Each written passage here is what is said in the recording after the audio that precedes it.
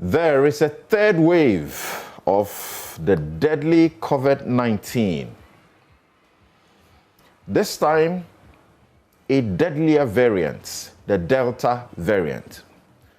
The World Health Organization says it will kill thousands.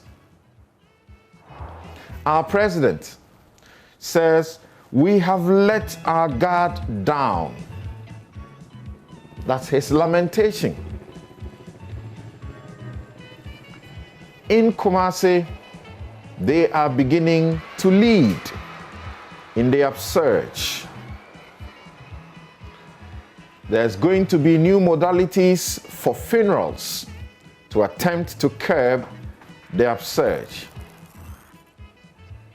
In attempts to make procurements, the health minister went through a shake for Sputnik V. That contract, controversial, has been abrogated, but many have been shocked at the revelations made by the minister himself as he's grilled by his colleagues in Parliament to admit wrong judgments in the deal. Is that all? The cost of presidential travels and matters arising. The finance minister was served 2 weeks' notice. He gave an excuse. After a month, he says parliamentarians should go to national security for information on the cost of the president's travel, which Samuel Okudzeto-Ablakwa has questioned as extravagant and very questionable. So what is going on? Even if the finance minister does not know the president's travel costs. I'm Samson Ladianyanini. You're welcome to your most authoritative news analysis platform. This is Newsfile. We'll be right back to deal with the vexed matters.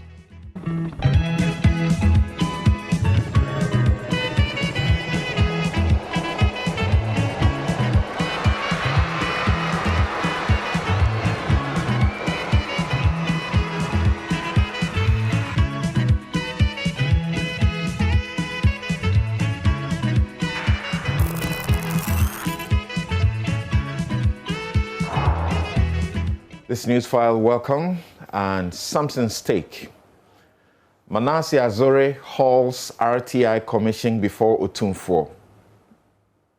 Last week, I celebrated and commended Police Constable Prince Fojo's act of honesty to a generation that struggles to cultivate such priceless values.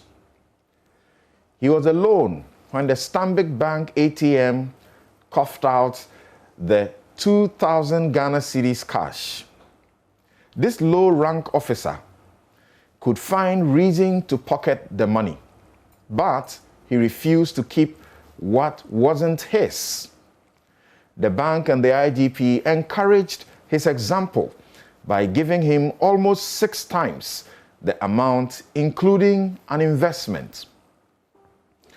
Those who do wrong with seared conscience, not pricked by a sense of guilt, like to deceive themselves with the refrain, everybody is corrupt. But Fojo isn't alone in the police service. The name George Akufu-Dampare has brought such broad acceptance and excitement because he is an example of the values of hard work, fortitude, and honest accomplishments. I have been a witness to what his name can do within the service. He joined the service at the young age of 20 as a constable and without a degree some 30 years ago. He kept a clean record of professional conduct and spent time getting education to obtain a PhD and the highest rank in the service by merit. Some have schemed and sold their integrity to get the top job. But when it was his turn and he didn't get it, he prayed, worked, and waited. Soon after I started working for the BBC while at Love FM, 2 journalists approached me with bad evidence of news about a beverage giant and sought my collaboration to extort money by threatening a publication if the company didn't pay a bribe. I didn't think twice, rejecting the offer, however tempting, for a young graduate. So I know there are journalists without a scruple of principle or integrity, and they are not difficult to tell at all. If we were serious about the fight against corruption and criminalize unexplained wealth by all, we will find it is not only civil servants or public office holders and a load of politicians who are thieves. Multiple award-winning journalist Manasseh Azore Awene rode a motorbike when he rejected all sorts of very tempting offers to drop investigations he conducted. In one case, I was contacted to tell him to drop a story for a good car and cash. I cautioned the elderly, quote-unquote, respectable man sent by a big politician never to try that on Manasseh again. I politely got him out of my law office. Manasseh has risked his life to do stories that those who hate the mention of his name today have commended highly and successfully made great political capital of. He and his journalism have not changed. If this retired Justice K.A. Ofori-Atta-led RTI Commission had come earlier, he may have taken it along to Otumfuo Osei Tutu II when he joined names that evoke pure integrity, including Ashesi University's Patrick Ewa and Alhassan Andani over the weekend to receive the Millennium Excellence Awards. It has taken young Manasseh to take journalism and the media to the coveted awards. The citation accompanying his award described him as, quote, a treasured hero and a true patriot, unquote, for his journalism that saves the country money. In its very first decision, under the hand of its executive secretary, Yao Sapong Boateng, the RTI Commission ordered the Minerals Commission to supply information requested by online publication The Fourth Estate at Ghana cedis, 1 Ghana cedis 90 pesos by email, or at 1 Ghana cedis 80 pesos per page if it is supplying photocopies. They had demanded in dollars the equivalent of 6,000 Ghana cedis to supply the information. I wrote to point out they are wrong, but they were wrong and strong, insisting on that amount without any shame. The RTI Commission's fidelity to the law is an act of integrity that will be etched in history. Dear public servant in charge of information generated with taxpayers' money, the law commands that if the information requested is about a matter in the public interest, it must be supplied free of charge. Mark that, free of charge. If it is information subject to a fee, you must charge only the actual cost of reproducing it for the requester. Again, be reminded that the RTI law is what you must always use because it overrides all other laws governing supply of information to any person who seeks it. Please act in integrity, in service to God and country. That's my take. And this show is brought to you by Bank of Africa, strong as a group and close as a partner. MTN, everywhere you go. Ashasi University, educating ethical and entrepreneurial leaders for Africa. Robert & Sons, seeing is believing. We lead. Home is where you start from. Star Assurance, your solid partner. Duraplast, where Duraplast goes, water flows. DBS Industries, everything the best you seek in roofing. And SEMA, helping people and business to succeed. We'll be right back.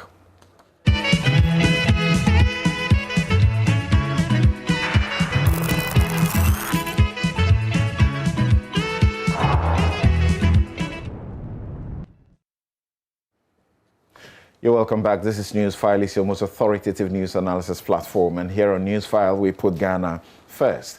My guest this morning, Dr. Justice Yankson, he's General Secretary, Ghana Medical Association. He's the man who is getting into, at least by the end of the day, I understand, 3 different professions, enviable ones. He's also a lawyer. He was my mate in law school. Kwame Sapong Asiedu is pharmacist and fellow, Ghana Center for Democratic Development, CDD Ghana. Thank you very much, Kwame, for joining us via Zoom from the UK. And as you know, Kwame has been such, helpful from the very starts. Here in the studio again is Martin Pebu. He is a rights activist and a private legal practitioner. Dr. Michael Owusu is virologist, Kumasi Center for Collaborative Research into Tropical Medicine, that's KCCR.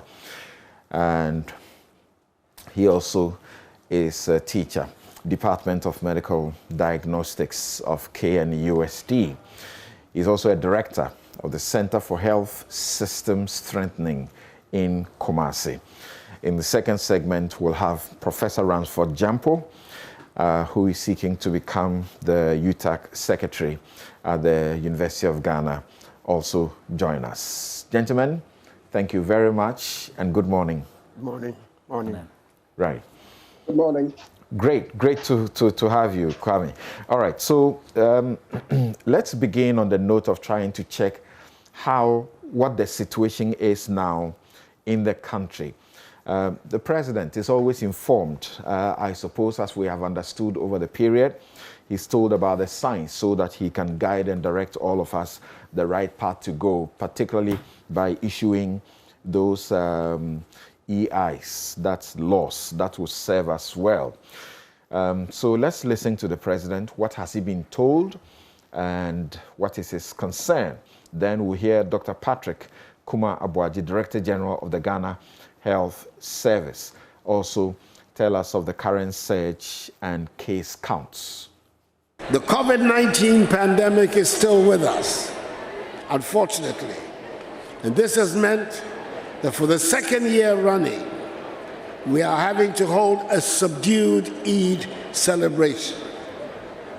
As we continue to count on the grace of God to protect our country from the ravages of the pandemic, like we have done since its outbreak, we can only minimize its health effects and avoid a full-blown third wave if we continue to be responsible and observe the safety and hygiene protocols. The recent increase in the number of infections is a source of worry for me and indeed for all Ghanaians. From the rising numbers, it is safe to conclude that we have let our guard down, and we're beginning to live our lives and conduct our businesses as though we are in normal times. During our first wave, that was, we had last year, we peaked at about 1,100 cases a day. In some days, we were recording about 1,100 cases. There were also several days where we were recording between 600 and 1,000 cases a day. I know we are not there yet, but if we continue business as usual, we'll be heading there. There has been a gradual increase in the cases in the past few weeks, and let me give you an example. If you look at between 11th and 25th of April, we picked up because those were the times that we had relatively low coverage and were not showing. We had in 2 weeks 968 cases. However, in the last, in the 2 weeks, they recorded a 2 weeks period, that's 1st to the 14th of July this year, we have recorded 2,500 cases cumulative. So that tells you that if you look at the period where we were a bit quiet, and now we are virtually doing almost 3 or 4 times the number that we are doing now. So that means that something is not right. I mentioned that some of the key reasons why the threat is there and we are having them is the fact that of the outbreaks in our neighboring countries, they come in and go. The Delta variant circulating in Ghana, particularly in Accra and Kumasi, is a major threat. The Delta variant is not being proved to cause severe disease, but we know that it spreads very fast.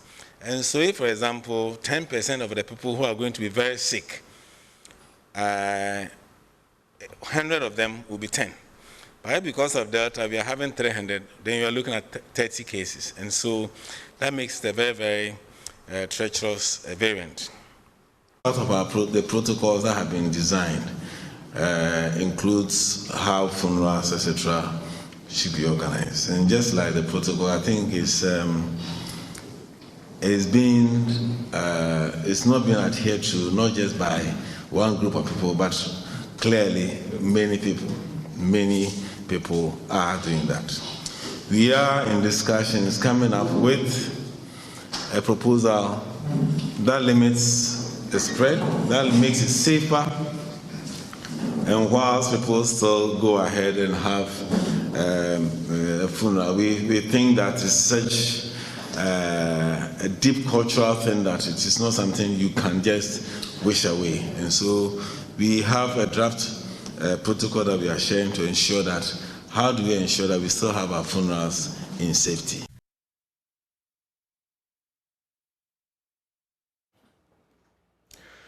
So you heard the President, Nana Addo Dankwa Akufo-Addo, lamenting that we have let down our guard. And if we continue that way, we will be in trouble.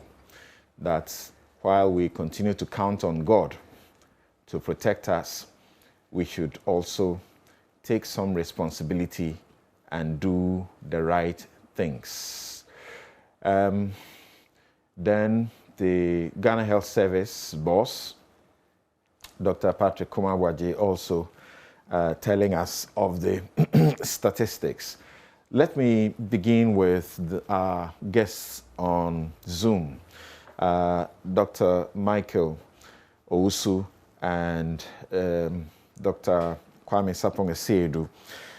So, Dr. Owusu, listening to Dr. Kumar, what would you say are the implications of the current data that he brings to us? And I start with you for a good reason, because we know that all of you who matter in this situation, working to protect us, met in Kumasi and not in Accra, the capital, to look for a way forward. We know also that sometimes Dr. Kumar-Boagyeh may sound, a bit diplomatic with some of these figures. What do you have to say? Good evening. Good morning, Samson, and then good morning to your panelists, and then also to all those listening to Joy FM. So indeed, from where I sit, with the data that comes into our center, and having interacted with a number of testing sites also in Ghana and many other places, it's quite clear enough that we seem to be heading towards what we want to call a full-blown third wave. In the early stages, but the cases that are coming fully suggest that we are getting to somewhere that we used not to be. Particularly for us at our testing site, somewhere in June, early part of June, even in May, out of every 100 cases, we will normally record about 1 or 2, 2%, both for travelers and also from the community. For the community samples were not coming at all. And then in the early part of June, we started recording 5 out of 100 cases, mostly in travelers. But then the community ones were sometimes 1 or 2. In the second week of June, the percentage increased to about 10% out of every 100. In the third week of June, we were seeing about 20. And currently, for every 100 cases that come from the community, you have about 40 to 50% of them becoming positive as a result of this SARS-CoV-2. So we used not to do that. And we also have a large number of samples coming in from various sites that before then were not coming. So from what the Director of Ghana Health Service said, I will quite agree with him that the data out there fully suggests that things are not going well. And it looks as if we are getting to third wave, which for which we have to be very, very careful. And talking about this, I've studied the data from the earlier stages when we had our cases somewhere 12 of March 2020. The average cases was about 50 new cases. That was early part of March 2020. We hit a peak, as he said, about 1,300 on a particular day. That was somewhere in July and August. And then we descended and went to about 50 to 100 somewhere in December 2020. So in January, March of 2021, we went to about 100 cases, and this rose to a peak of 700 new cases on a particular day. That was in March 31, and 31st of March.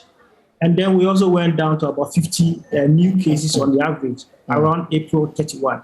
So currently, June data was about 50 new cases, and then somewhere in 18th of July, is about 150 new cases. So if you have 497 national data, as we speak now, it clearly tells you that we are heading towards always getting to the peak point. So it will be quite surprising for anybody to think that things are normal. Things are definitely not normal, and the cases are increasing, and it's likely to increase in exponential order as the weeks go by. So the data suggests that things are not going well, and we all have to be very careful and then to adhere to the protocols and do what is right. Yeah. Kwame, heading towards, we were here in the first wave where we recorded significantly low numbers than we are recording now. How should we, the ordinary people, process this kind of communication in our general alertness to protect ourselves? Thanks, Samson, and good morning to listeners. I'd want to put what Michael said in context because he's giving a lot of background data.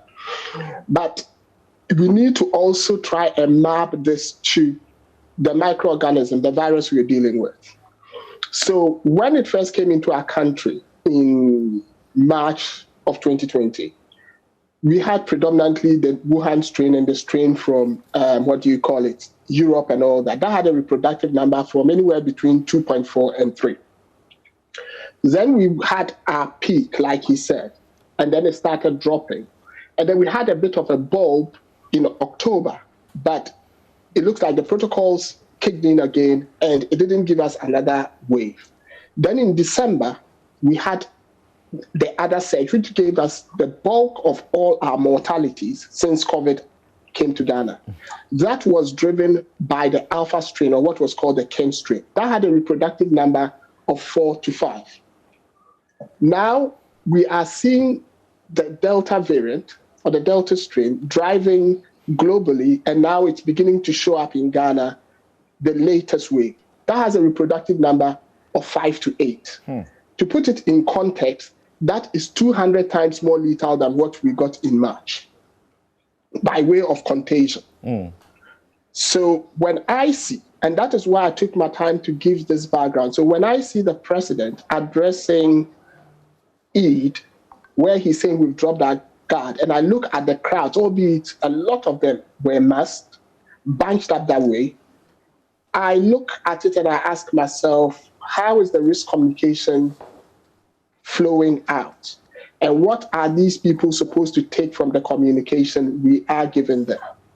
Because for all intents and purposes, if they continue to bunch up that way, with a pathogen that has a reproductive number between 5 and 8, there would be significant spread. So what I want people to understand and how I want the citizens to process this is you are dealing with an entirely different ballgame, entirely different from the ballgame we played in March and the ballgame we played in December. If you want to see the ballgame you're dealing with, look at what happened in India between April and June. And look at what's happening in the UK now, where though vaccinations are so high, a lot of new cases are being recorded.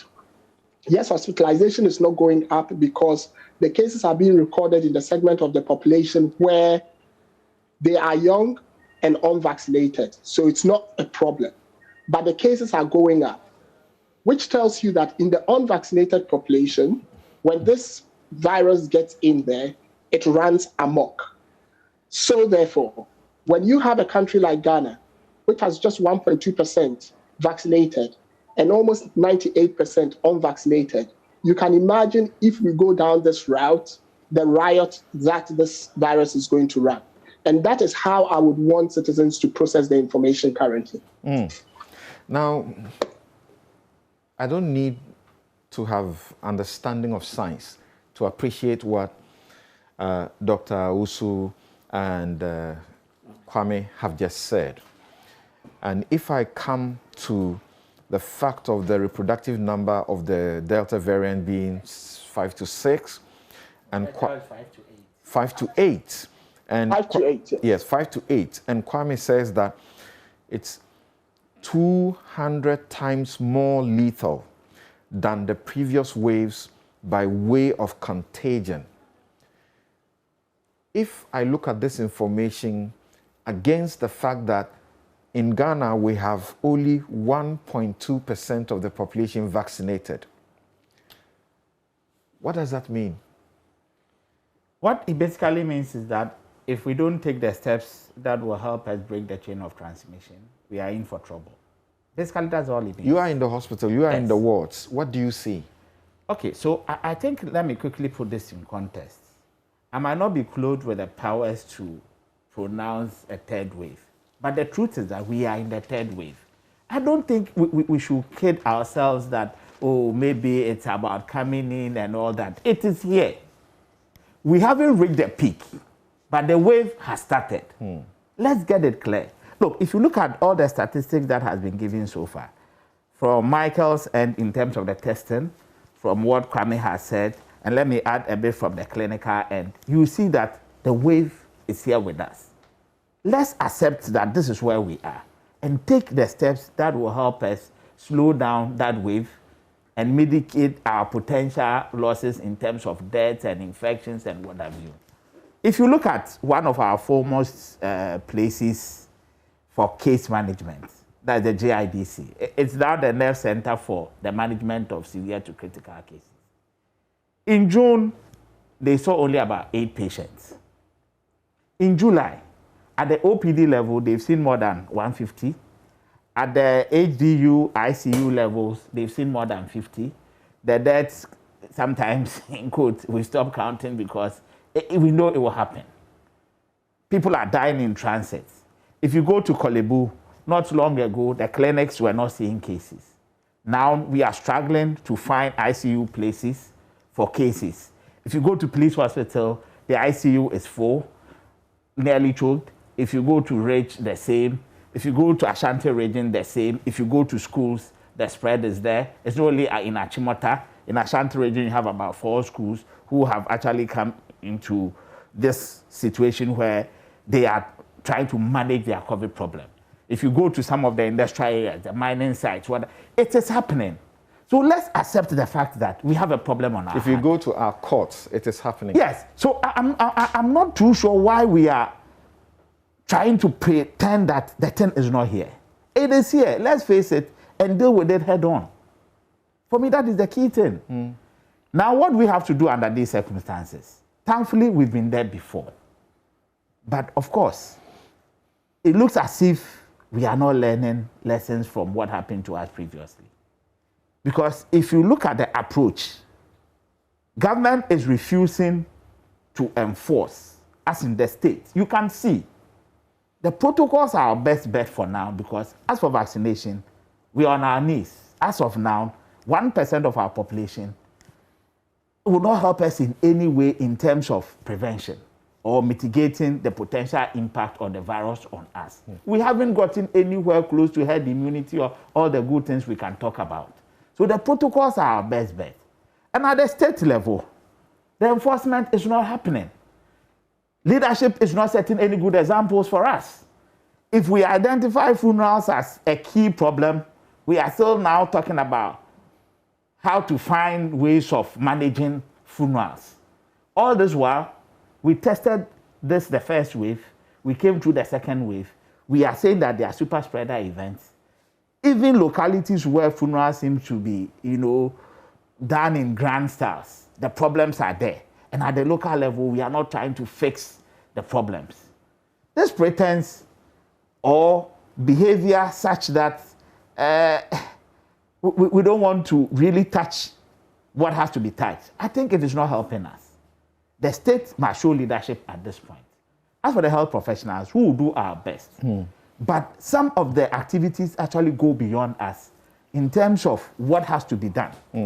Let me come to Martin and then get you, the professionals to guide us on the path of prevention, as you have done for all this period, more than 1 year. Over a period of a year, these doctors have made themselves available to this country and have been doing this pro bono, free of charge. Now, Martin, I've heard people say that, we have seen stadia in Europe. They are packed to capacity. So what are you guys talking about? What's really going on? What they forget is that nobody entered those stadiums if they have not been vaccinated, if they have not shown proof of vaccination, as in double dose, or they have not shown proof of having tested negative. We here want to imitate them. So we invite people into our stadium here in Accra and elsewhere, and they pack the stadium to capacity. Many are not in masks. Nobody is tested. Nobody is checked for anything. You walk around the streets, you see people, they can't be bothered. The trotros are still loading full capacity, and people are sitting in them without masks. Yeah, it's sad, right, to say the least. So it brings me to one question, that what are we doing about behavioral change? It means we have to ramp up the communication, preaching the message that we should observe the protocols. Yes, that's what we have to do, because you remember last year when the Imposition of Restrictions Act was passed, and it is still law, we're the same people who also railed that if we are not careful with the enforcement, we're going to create a bigger problem. In such situations, they always say that be sure that the cure is not worse than the disease. That's to say, in implementing, trying to stop COVID, you don't create a bigger or a worse problem. Yes, so if I follow the trajectory thus far, I think that in matters like this, it's good Dr. Yankson is here. It's behavioral change that we should ramp up first. We should ramp up that one first, because as soon as you mention that people are not wearing masks, people are masking up in stadia, then the next thing somebody will say that, let the police go arrest all of them. We've advanced all the arguments why at this time it's not the best, okay? So I think we should give ourselves a week or two to ramp up the education, and then we take it from there. Yes. I get surprised at people who say because there is selective enforcement of the law, some people get punished for it, some people, nothing happens to them. We have people who are standing trial as we speak. Yes. They are going to court all the time, wasting their precious, business days in courtrooms. There are people who must show leadership from the very top, the president, who have broken the protocols with impunity. I'm surprised at people who look at that and say, why do you expect me to do differently? What would you say to anybody like that? Yes, it's a difficult problem. Yes, I remember that. There are those who are even saying that those people, leadership, who must show example, don't have the moral, grounding. Yes, they've to be lost able the moral high to be ground. able to tell anybody to observe the protocols. I ask myself, their life, your life. Yes. The protection they may have, you may not have. That's it. So you're perfectly right. Yes, leadership has lost the moral high ground. Yes, they have. So it still brings me back to the same point that it's not too late to start afresh. And, at the Eid celebration, the president himself said it, that we have let down our guard. So what I'm expecting then is that maybe... Have you checked how he's been lambasted for saying that he doesn't... Yes. He doesn't have the audacity to say that. Yes, Ghanaians, it's good to see how citizens are engaging on Facebook and other social media, right? That's good. I'm sure the president would also have learned his lesson from it. So perhaps he should come forward with another address to the nation. Let's pledge that we are starting afresh, and seriously so this time, and that will not let down our guard. I think that would help. When citizens are angry, it's good for him to directly also admit his part in all of this, because starting from the Sir John funeral. You remember even before the Sir John funeral, the elections last year. Yeah. Yes, it created a lot of problems. We saw that, look, these campaign rallies were super spreader events, but the politicians wouldn't have any of it. So he should come properly, admit his part in all of this, and with that, citizens will be willing to, come on board with him so that we start afresh. Right. Yes. People have even expressed such disgust at the presidential advisor on health, Dr. Nsiah-Sarri, that he didn't see the bad thing he was doing in coming out to communicate to the public that the people who attended Sir John's funeral, nobody has contacted COVID-19.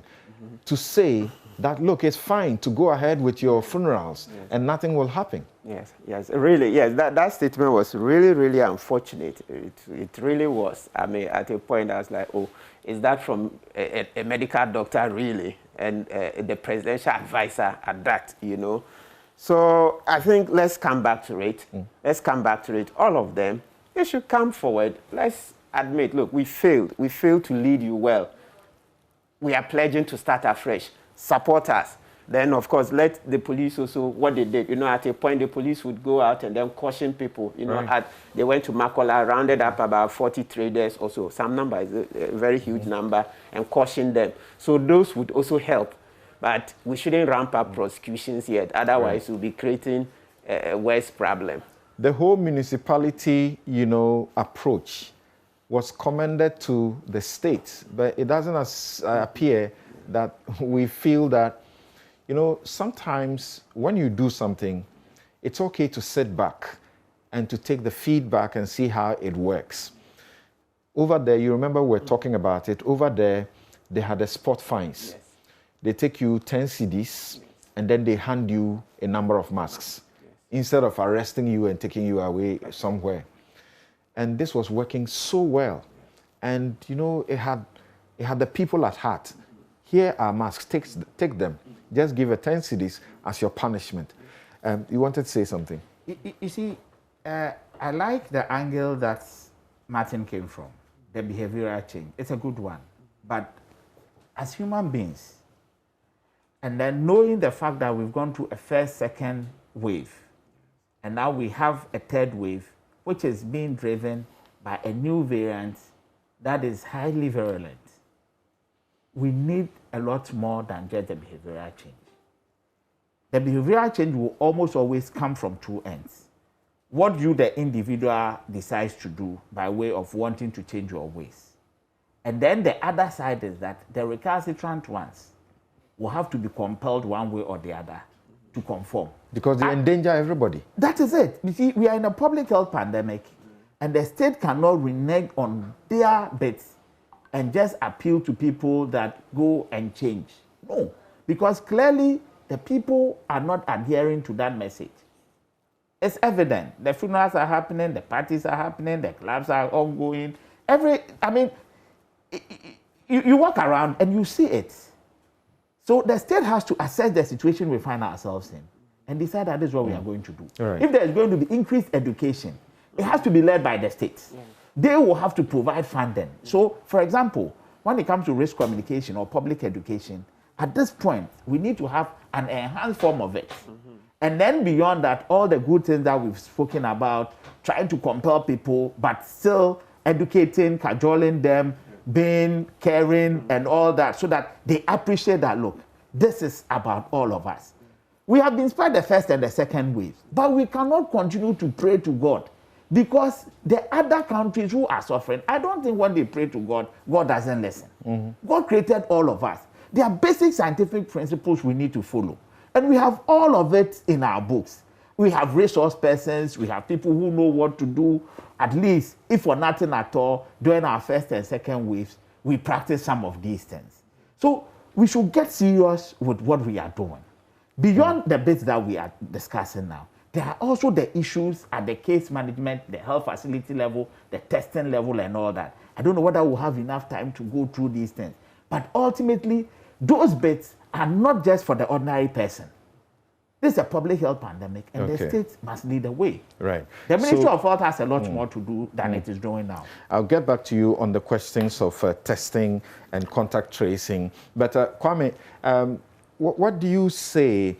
Look, when I hear you guys explain the issues the way you do, and like you just did a while ago and told us about how this variant, is 2 times more lethal than the 200 times more lethal than the previous, then I'm asking myself, when we got into the second wave, if you have something which is 200 times more than that, and during that, we realized that the handful of ventilators we had, oxygen, were getting into trouble.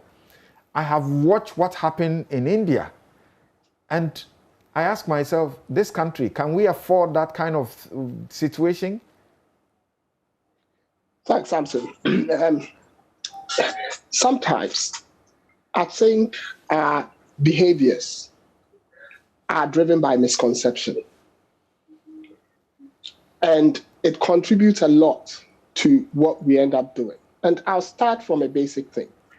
I have begun to have a strong view that even amongst the educated Ghanaians, we do not understand the role of vaccines and how they work. And I'll tell you why.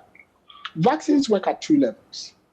I'm glad we have Michael here, who's a virologist and doctor here as well. They confer 2 things. There is the personal protection at the individual level, and there's the community protection at the global level. Without the community protection, the personal protection is limited. And that's why we talk about herd immunity. That's the community protection. So if you look at the vaccines, you see that it will tell you, the vaccine is 95% effective at preventing mortality. It's 89% effective against hospitalization. It's 70% against symptomatic disease, and 60 to 70% against infection. These things are measured in communities. I mean, I'm looking at the latest data that has been issued by Public Health England, and those percentages have been measured in communities where herd immunity has been reached. For example, in nursing and residential home workers and residents, who majority of whom 9 in 10 have been vaccinated. And their exposure to the general population, and the advantage that in the UK, you go to every pharmacy and you can pick up a test and you can test yourself, and is encouraged.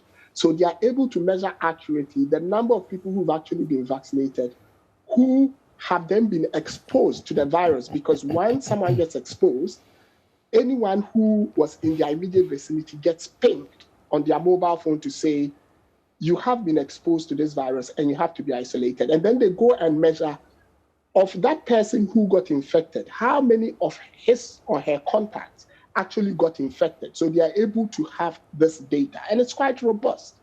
They are telling you that in a country where herd immunity has almost been reached, still, prevention of symptomatic disease is 60 to 70%, which means 30 to 40% of people who've been vaccinated will get infected and would have symptoms.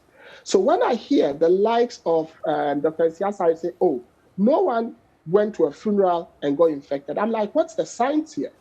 Because the data in a country, and you can compare to the data coming out of Clinic in Israel, which is a country that is past herd immunity, tells you that, yes, if you have people with the capability of transmitting the disease, an unvaccinated population, some who have been vaccinated would get infected, but they wouldn't fall very ill. If they fall very ill, they wouldn't get hospitalized. If they get hospitalized, they wouldn't get critically ill. And if they get critically ill, they wouldn't die. And these are the percentages. And I hear someone who's supposed to communicate the reality to Ghanaians who I believe reads the same data I read, because I know the likes of Michael have seen these documents I'm talking about, and says that no, nobody got infected.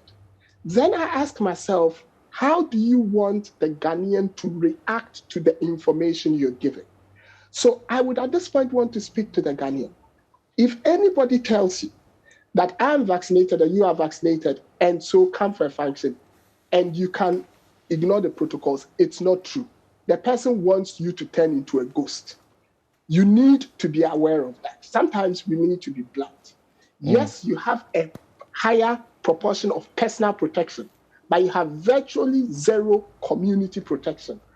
And because your personal protection figures were measured in populations where vaccination coverage is high, your protection might be lower in Ghana because the community protection is not there, because you need A plus B to get C. Your B is 0, your A is there, so your C would be low. It's as simple as that.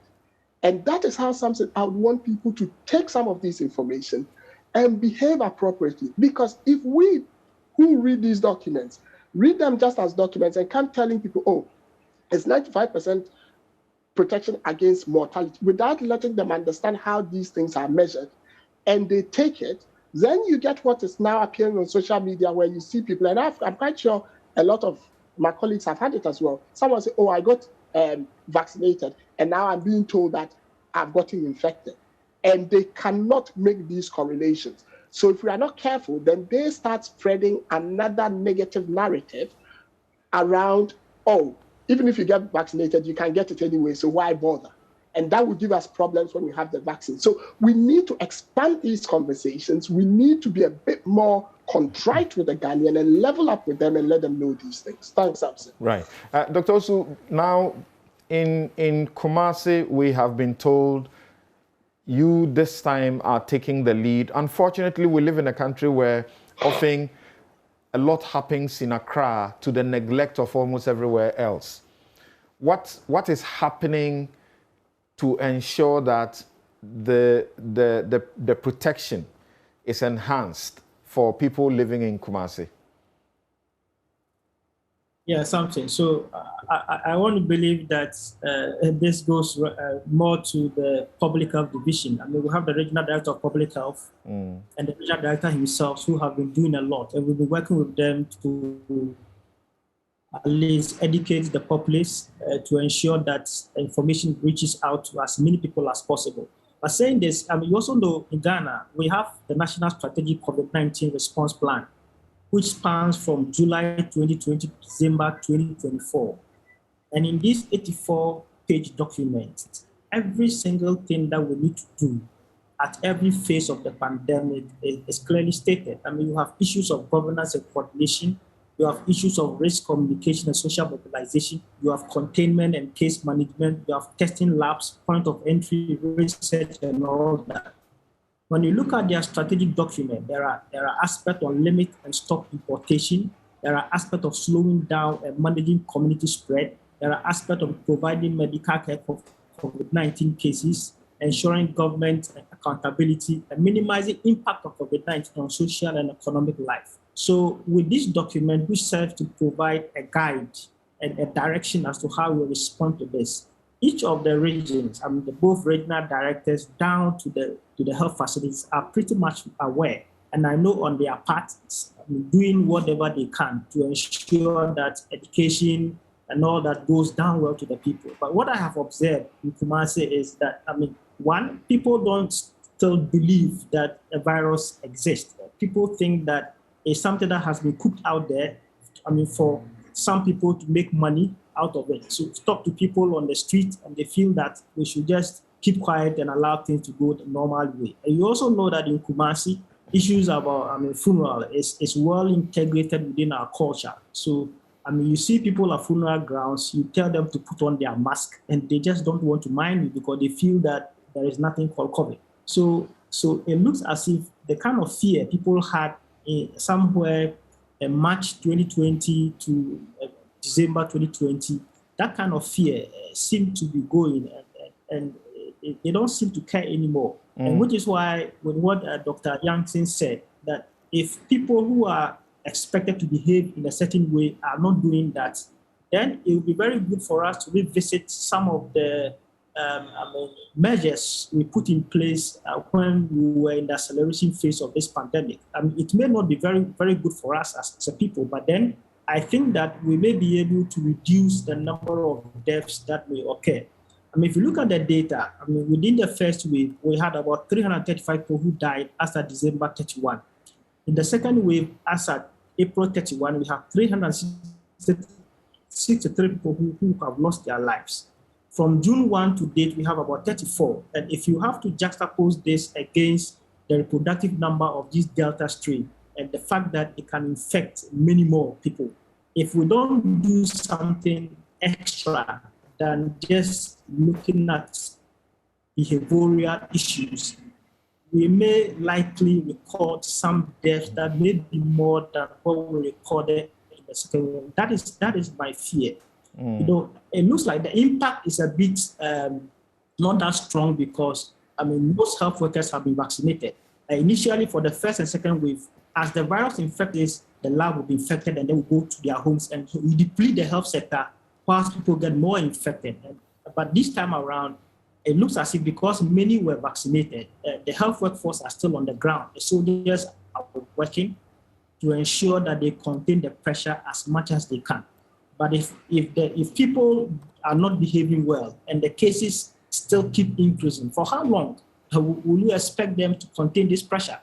And for how long will those testing continue to test? So it looks like if something is not done quickly, we may reach a point where a pressure will mount at these facilities. And as humans as we are, it will be difficult for all of us to contain this. So I agree with Dr. Jansen that we have to encourage people and enhance communication. But then if people out of themselves, for 1 year now, since March 2020, over a year now, we still don't seem to understand what we call the new norm and to live by the new norm, then of course, you will want some form of measures to be put in place to help all of us to live well so that we will be able to protect the vulnerables. Those who will die, reduce the transmission and the risk of infection, and then reduce possible, other children and staff who may lose their lives as a result of this. So I think some form of, some enhanced measures is needed at this point so we can slow the rate of spread and possibly reduce deaths that may occur. If we allow things to go this way, I think that we may run into difficulty. Thank you very much. Now, Martin, I come back to you to ask a question of law because I'm at a loss as to what is going on. This is the reason I say what I say. At this present moment, funerals, which has come up, as many of you speak, are still banned. People of Ghana, funerals are banned. And as recent as the 30th of June, the president put his hand, 30th June 2021, the president put his hand under another EI, extending that ban. So funerals are banned. Why are they going on and we are complaining that they are giving us a super spreader situations? Yeah, so... What's going on? I don't understand. What country is this? Well, I think that it's because of our past. When I say our past, you know, initially total bans, then 25, the same for churches and all that. So it's apparent that it's almost impossible to return to a situation where you say no funeral at all, you see, because of our context. Because of our context. And we are also saying that, look, we've also seen that this law that gives a minimum of 12,000 and a maximum of 64,000 as fines, and then a minimum of 4 years of imprisonment and 10 years, is too draconian. So part of it, you see how you brought in the whole example. For me, I'll always go back to the behavioral change, because the law is said that, no, you will kill more people. You will kill. You remember the day the police even arrested this Fix the Country demonstrators. That day I was studying in court when the police arrested them and put them together in the bucket of the pickup. There was no social distancing. So I was like, you see, you are trying to effect an arrest. You say they are demonstrating, so to speak, without a permit. Then in the process, you put them together in such a way that there's no social distancing. You're going to create a problem. Please, for the avoidance of doubts, yes, I want to read what the present law is. There is imposed by this instrument restrictions on public gatherings. Yeah. Then we felt that by saying public gatherings, we may not have said enough. Yeah. So we should do what? List the public gatherings for your specific attention. Public gatherings, including beaches, festivals, pubs and bars, including hotel bars. Nightclubs are working. Do you know that? Yeah. Weddings, funerals, concert and theatrical performances, parties, cinemas and movie houses, nightclubs, large political gatherings and rallies, large religious gatherings and crusades, pilgrimages, and conventions. All public gatherings set out in paragraph 1.1 are suspended. What don't we attend to? What we just did, the inauguration of the mosque, the Eid al-Adha. What was? Yeah, so this particular thing, no, you see, this message hasn't gone down well as a total ban. You see the thing, you remember the previous year, the one, not even when I say previous, it's been more than 6 months, that churches should use half of the capacity and all that. That is what has sunk in. So this one has not taken hold as such. Now that we've seen that more people are dying, then it's about time for us to ramp up education on it. But as I've said, look, let's be practical too. In the context now, they will tell you that if we were to go back to the 3 weeks lockdown, we will even create a bigger problem. So it's not easy, I can understand. So that's why we didn't think when we were making the law, like the health minister, we were not thinking properly when we made the law. And the only thing we exempted was for private burials to have only 25 people. And even that, they must observe the enhanced protocols. Yes, that is it. Let's do the behavioral change thing. Dr. Yancy is not too pleased, but we will not also say just prosecute. because Martin, 12,000 Ghana, even Martin, the minimum. You see, enforcement is not always about prosecutions. Yes. You see, what is happening here is that we have a law that the state is refusing to ensure that the law works. Basically, that's what we have. You see, as for the population, we will almost always be happy doing what we think we should do.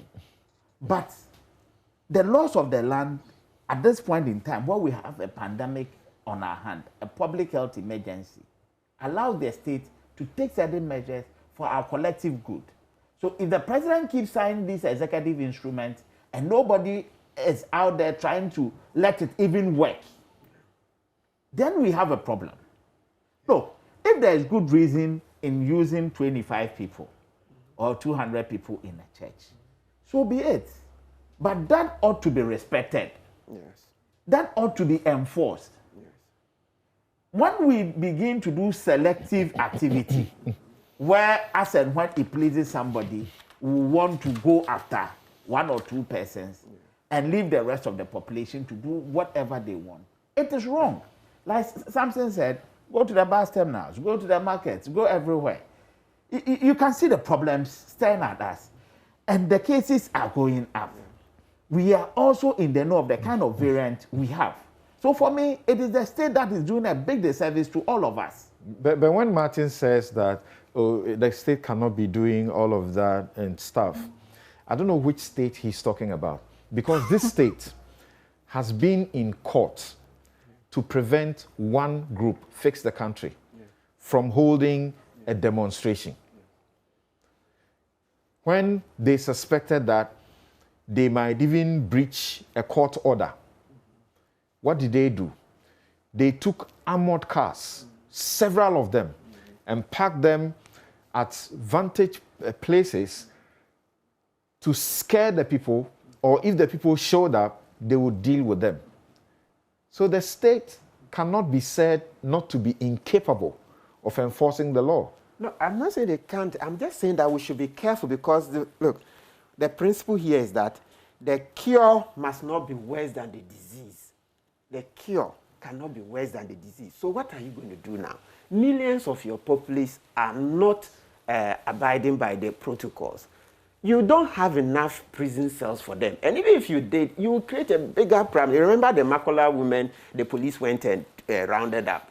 Those are families, those are breadwinners. So if you took one woman, invariably we are looking at a multiplier effect of about 4 children, and maybe even plus a husband. That's what Dr. Yangsing is saying. Yes. Enforcement is not simply about just arresting people and throwing them in there. Perfect. You had mentioned earlier where the police themselves realized that this law is, there was no good thinking into it. Yes. So they went out on the street and began rather to educate the people. Yes. So let's return to it. Let's do it. And you know, even today, the way this atmosphere is a bit charged here, I'm sure the education is sinking in. So we are ramping up the education. Let's continue. After this, let's play it out. Maybe read more of the EI. Tomorrow, let's have more of the education. So keep playing it out. Information services, Kojo upon Kroman's ministry, but they have the information vans, go into the communities. So let's do a lot more of that. I agree with you. But Yes. what we should understand is that at this point, whatever the rest of us here will do together with the media should be complementary to what the state itself is doing. Yes. I see your problem. Your problem is this, that the excesses when it comes to enforcement is what we should guard against. And I think that would be good advice. Okay. But that does not mean that we should not go on that target, because clearly what is happening is not in our interest. You see, we keep talking about COVID. There's also another problem sitting there, the non-COVID cases and the impact of COVID on their care. It's something that we don't seem to be talking about, but that is also another huge problem. You know, so if we don't take care and we think that we can, you know, be selective in our approach, we can do things anyhow, we will not almost always let be me lucky. come in. I think to stem it, remember at a point, government came with Veronica Bakker's other stuff for the schools, right? So we'll call upon government to renew efforts at that. Especially, you see, in the public step down. I think you even narrated some other stories. The people, the hawkers in the streets there. I think there was one you said you asked the guy, he said, "Oh, master, how much do I earn a day?" So he got 5 cedis. And then he was going to buy mask at what price? But now mask is very affordable. Yes, but some people will still cry about cost. Right. So here to appeal to government to make available more masks, more sanitizers in the public places. Okay, let's increase all of them. This is exactly what we are saying. That so let me go to Kwame. It affects everything. Let me go to Kwame and Mike for your brief comments again about getting people to become aware that there's a need to protect themselves, to prevent COVID-19 spread, and then we take a quick break, return to look at the probe, where the health minister was grilled to admit that he exercised wrong judgment in the Sputnik V transaction. Yes, so let me start with you, Dr. Usu. Yes, Samson. So a lot is happening within this time. I mean, June, July, August is also a rainy season. It's quite cold. It's not only SARS-CoV-2, which is causing respiratory disease, but within this time, we also have over 20 respiratory viruses that have the potential of also causing outbreak. One key among them is the H1N1 pandemic influenza virus, which was first detected in 2009. If you'll be aware, I think some schools have recorded an outbreak of this H1N1. The last time we had one in Kumasi Academy, it resulted in close to about 4 deaths. You also be aware that we also have an outbreak of bird flu, the H5N1 in birds. And that virus has the potential of also spilling into human populations and causing some outbreak if not managed very well. So the current season we find ourselves, and the fact that it's raining and people are likely to stay indoors seem to have created a conducive environment for the rapid spread and expansion of SARS-CoV-2 together with many other viruses. And the co-infection with SARS-CoV-2 and any of this, could worsen your situation. So we need to appeal to the public that fortunately for us, just the use of a mask can prevent transmission of all these host of viruses. It's not just about SARS-CoV-2, but all other viruses cannot penetrate through the masks that we use, which we put on. So people must understand this and also make this as part of our life. That our lives matter. So if you have your situation like this where you are already at the point where you have many contributing factors that are likely to make you sick, you are better off putting on your mask and using your alcohol sanitizer, observing physical distancing, and then to do what is right. I mean, for close to a year, we have all been on this couple of times, and so many times. I believe 2-3-year-old children of today know what to do to prevent infection. In as much as we want to look at government to put in measures and then to also do their part, we, the people, must also do our best to adhere to these protocols because our lives matter. So I think that the behavioral conversation should now be pinned down to we, the people, the ordinary citizens, to take this matter up and do what we can, whilst government also looks at ways and means of supporting all of us as a family. Thank you. Kwame. And thanks. I was enjoying the banter between Martin and Justice when we read the law. And I would want to ask it. I'm not a lawyer, so I would want to ask a question. Who signed those laws? Under whose hand are those laws signed in Ghana? Is it the president? Yes. Okay, if it's the president, what business does the president have then attending gatherings that he has banned? That is where the problem starts from. You see, so you tell me to speak to the Ghanaian. How do I speak to the Ghanaian when the person who actually signed to ban actions is attending those actions? And so then I go to Justice and ask, you're calling for prosecution. How do you prosecute somebody who has attended a function for which the person who banned it is in attendance? And so this is why I would veer towards the line of Martin and say, if I was in attendance and you wanted to prosecute me, and I knew the president was there, and I was in court, probably I'd invite the president as a witness. He was there as well. And I've got footage to show it. So to prevent all these things, I'd rather go with Martin's view, even though I would prefer Justice's view of enforcement and say, Ghanaians, your life is in your own hands, like Michael said. You need to protect it judiciously. The community protection is not there. And 98% of you don't have the individual protection anyway. Yes, some of you might have been infected and might have antibodies because of wild exposure. But we know that the wild exposure antibodies and protection doesn't last as much because it comes from a different part of the virus. Michael is a virologist, he can explain it, but it comes from a different part of the virus than where the actual vaccines elicit your protection. So please, whether the person who signed the law or his acolytes or hangers on are attending functions and inviting you, use your gumptions and advise yourself that your life matters and you are prepared to protect it yourself. Okay. We are not in normal times, and it shouldn't just be the minister saying he acted irrationally in unnormal times. You also have to act in a manner that protects yourself. That's how I'd leave it, Samson. Thank you all so very much. Just some two text messages before we go. Dr. Charles Rekubrobe, tweeting at iTarzan, says, "Who says funerals are banned when our media is still replete with extravagant funeral announcements? Joker Nation with..." Dr. Charles Rekubrobe, can I say that? Okay, with an ass of a law.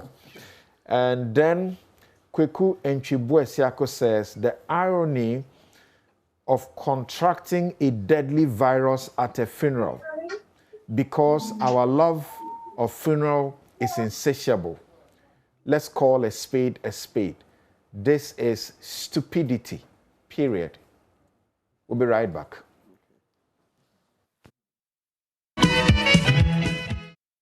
All right. You're welcome back. This is Newsfile. It's your most authoritative news analysis platform. And here on Newsfile, we put Ghana first. It's brought to you by Bank of Africa, strong as a group and close as a partner. MTN, everywhere you go. Ashesi University, educating ethical and entrepreneurial leaders for Africa. Robert & Sons, seeing is believing. Waylead, home is where one starts from. Star Assurance, your solid partner. Duraplast, where Duraplast goes, water flows. DBS Industries, everything roofing, the best of it. SEMA, helping people and businesses to succeed. And we will quickly go to the last bit of the issue of the coronavirus that we are discussing. And my guests that you have been listening to give the very best of education, Dr. Justice Jansen, General Secretary, Ghana Medical Association. Dr. Kwame Sapong Asiedu, he is pharmacist and fellow, Ghana Center for Democratic Development, CDD, Ghana. Dr. Michael Owusu, virologist, Kumasi Center for Collaborative Research into Tropical Medicine, that's KCCR. He's also a lecturer, Department of Medical Diagnostics, KNUST, and director of the Center for Health System Strengthening in Kumasi. Martin Pebu is a rights activist, he's a lawyer, and we'll have Professor Ransford Jampo, Department of Political Science, join us in the next 30 minutes or so. So there has been this matter that has compelled Parliament to haul the Health Minister Kweku Agyeman-Manu before an ad hoc committee that's been probing into the signing of the contract agreement between the governments of Ghana and Sheikh Ahmed Dalmouk Al Maktoum for the procurement of supply of 3.4 million of Sputnik V vaccines at a unit cost of $19 per dose, instead of what has been said, the ex-factory price, $10 per dose.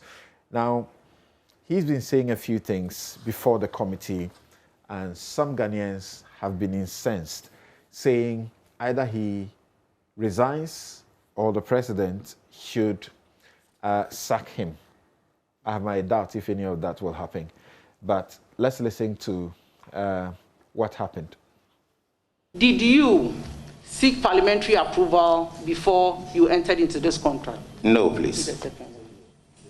You did not. Have you any such plans? I thought she was going to have a follow-up question. I had plans to come to regularize the parliamentary approval, to seek for parliamentary approval after I've signed the contract. Do you appreciate the fact that the pronouncement by the Supreme Court vis-a-vis the constitutional provision clearly talks about prior approval? You appreciate that? Honorable Chair, very much so. But my frustrations to try to get a vaccine for us at the heat of our second wave, I relied on the Executive Instrument 61 that was passed by Parliament to hide behind emergency clauses that have been invoked, to try to see if I could do that and come to Parliament to inform Parliament that this is what I have done and therefore need regularization. I need approval to cover it because we were in dire need of the vaccine, yes. And I had the onus to try to procure the vaccines to vaccinate Ghanaians to protect our lives. But the EI is subsidiary legislation.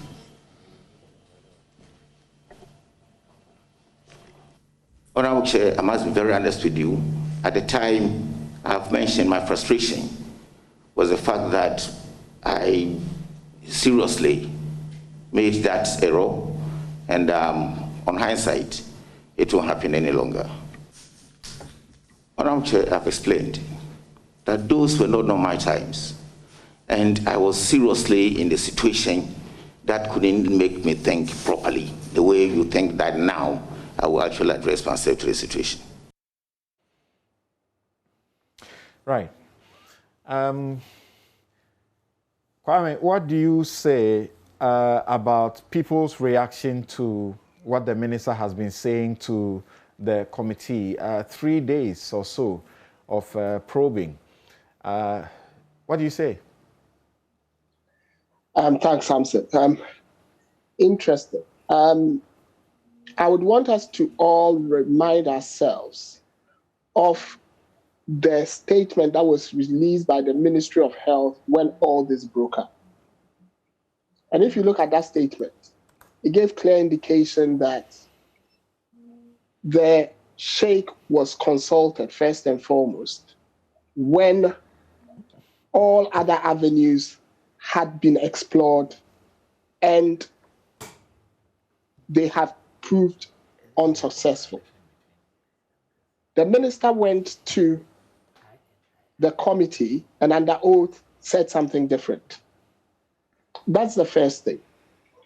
Then the minister said that vaccines were not captured in their budgets because as at November, they really didn't have any plans to purchase vaccines. That's number two. Meanwhile, if you read the document, it gave the impression that Al Maktoum actually approached the ministry. But later evidence has shown that the reverse probably happened. So the first question I asked myself, even before coming to the committee, is where was the minister when that was being put out to Ghanaians? Because as it stands now, on the basis of his statement under oath, that statement is discredited. And I ask myself, so what happens to the person who put the statement out in a manner that clearly was intended to gaslight Ghanaians? Because there are so many things in that statement that the minister, under strict proof, said the contrary. So I ask myself, therefore, that how could this have happened? Was the minister in charge of his acolytes who were putting out these statements? Or was it that he had lost thread? But there's one credit I would want to give to the minister, and that is the fact that he said that he was under pressure at the time and creates the impression that he was willing to do anything to protect Ghanaians.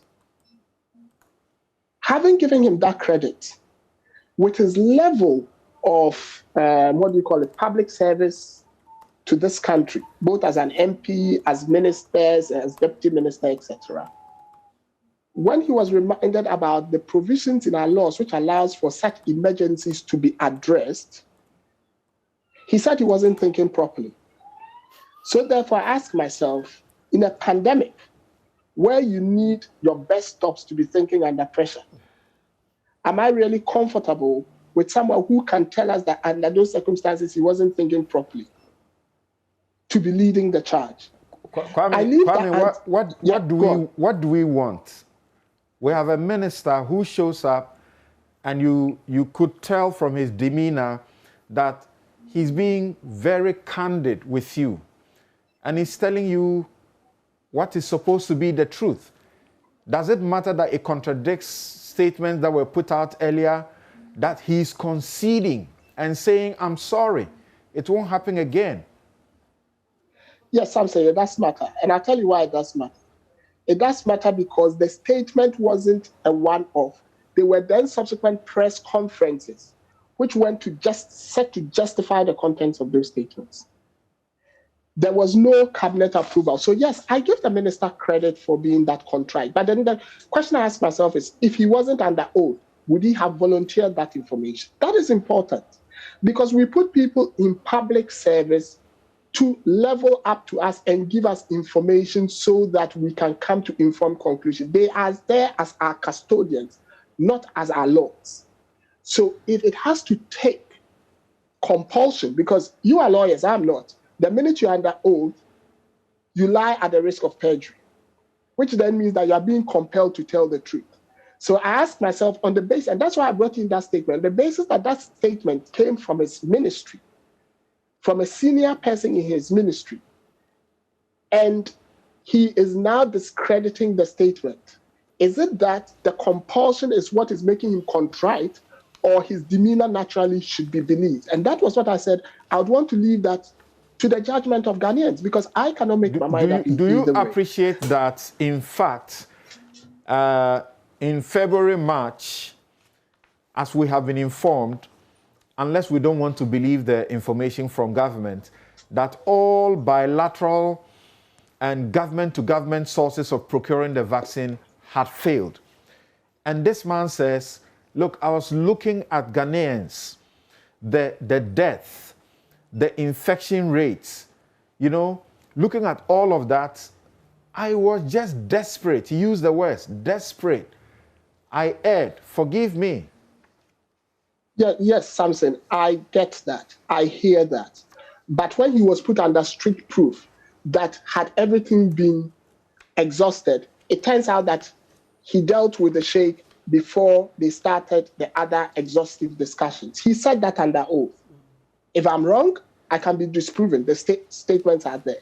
And that's why I ask myself, is it the cart before the horse or the horse before the cart? Is he telling me the truth because he's being compelled by virtue of the fact that he's under oath, or with the benefit of hindsight, having looked at everything that went on and the fact that the sheikh could not deliver and that he may have burnt his fingers, he realizes that, no, I have to level up the truth with Ghanaians so that they know the circumstances under which I was compelled to make the said decisions I made, and therefore they can temper justice with mercy and forgive. And that's what I said.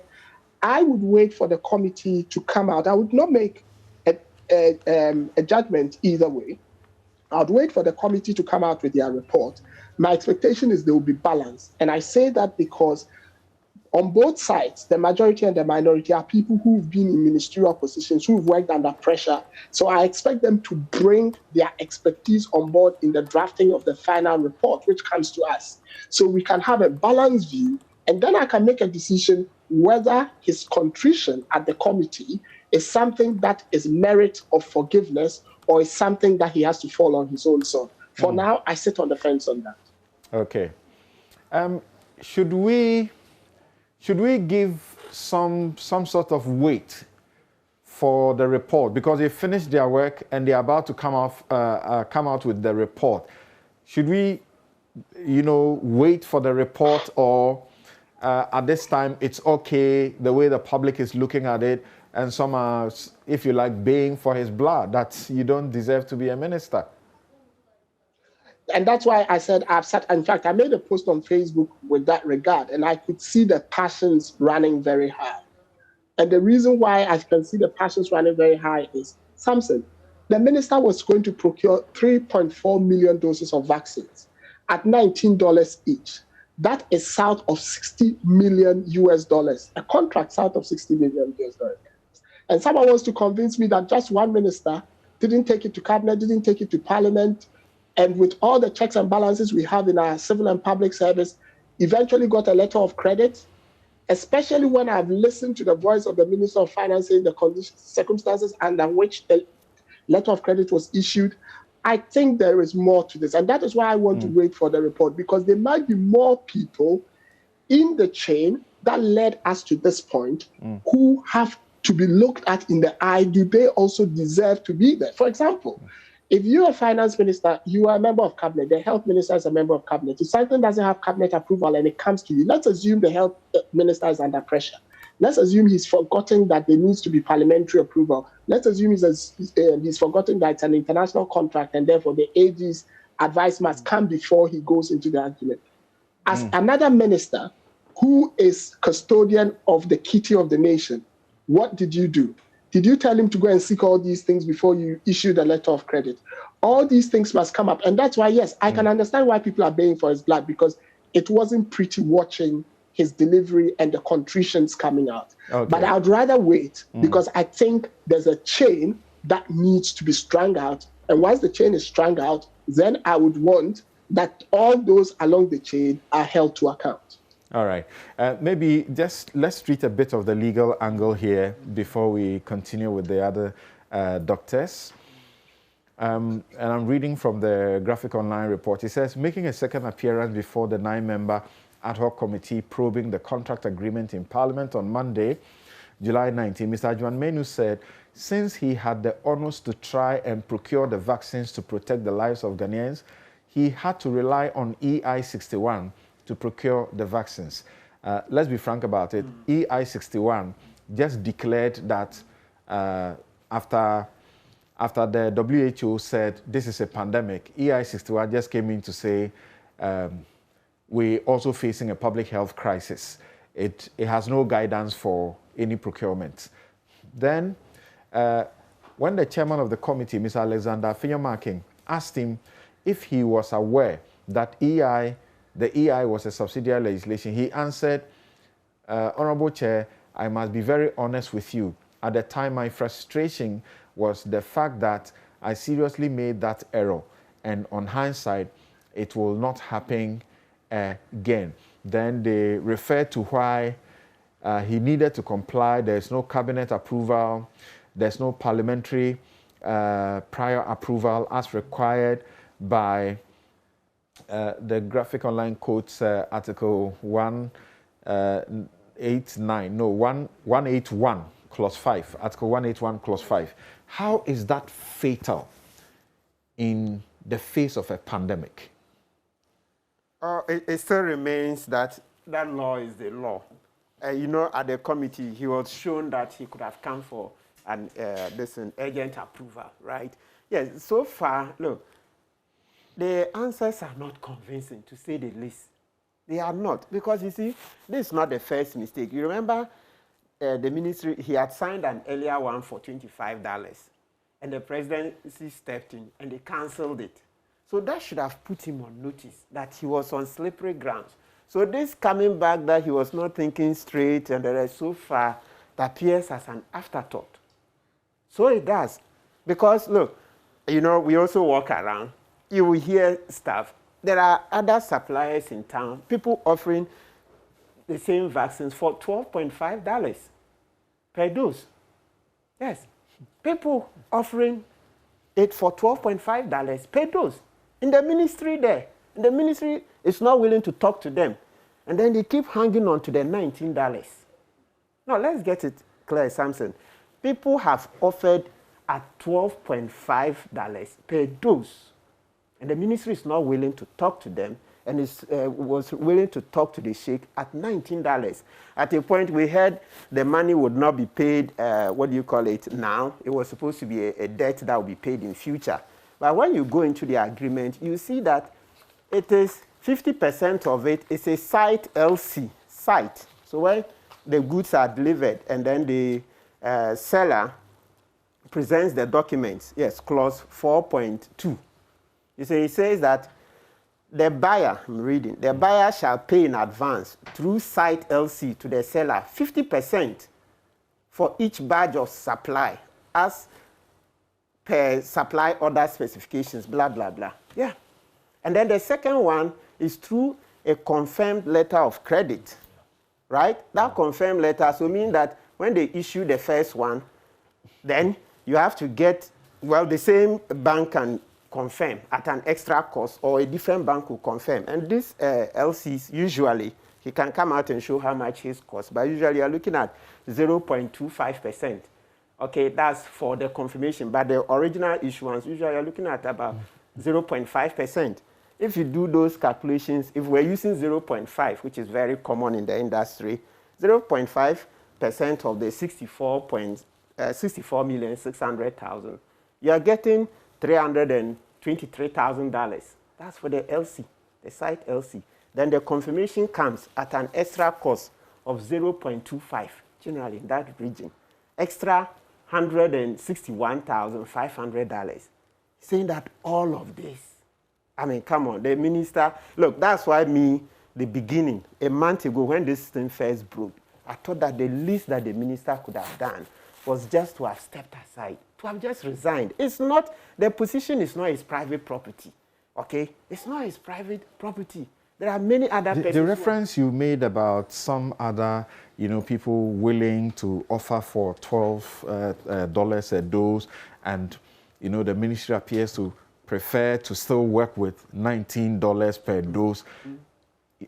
We are hesitant and edgy sometimes to talk about these things, but you are suggesting to me that it smacks of corruption, that there's the possibility that somebody was seeking to benefit privately? Well, when you use the word smack, I cannot run away from it, okay? Because that's for smacking, yes. To the extent that there's somebody willing to say 12.5, and you say, no, I'll not deal with you. You keep dilly-dallying. Oh, I'll meet you today, I'll meet you tomorrow, and you are busily meeting somebody for 19. Yeah, it can smack off, okay? And there are other things. That one, I mean, I'm sure the minister himself will see that it's a fair comment, because till date, he hasn't explained. In the 9th June letter, he sought to say that they were running around. Question is, look, today, there are people who can show up and show that they've been at his doors at this 12.5, and he wasn't meeting them. So when you say you are running around, saying that... Talking about today, is it not possible to look at it from this angle? That we have come very hard on him and the government for seeking to deal with individuals rather than government to government. So he will not be interested in dealing with any individual. No, rather, I would have thought that, you see, I would have thought that as a ministry, and don't forget he has the technical advisors and all this. In these matters, he should have engaged many other of the suppliers. Because some of the suppliers, you see even in the 9th June letter that the chief director signed, they say that they couldn't establish government-to-government contract. There are some of the suppliers who claim to have direct agreements with the manufacturers. Right. And yet, the ministry is not meeting these people. Somebody comes to Ghana, he says, I have direct agreement, exclusive agreements with the Russians.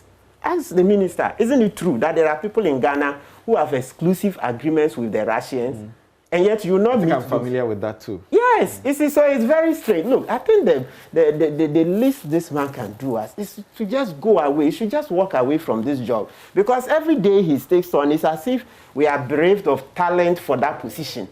It's as if we are bereft of talent for that position. You can't take the whole nation for a ride. Dr. Yancey, I think now there's some glimmer of hope, because we are told that we are likely to receive about 17 million doses from J&J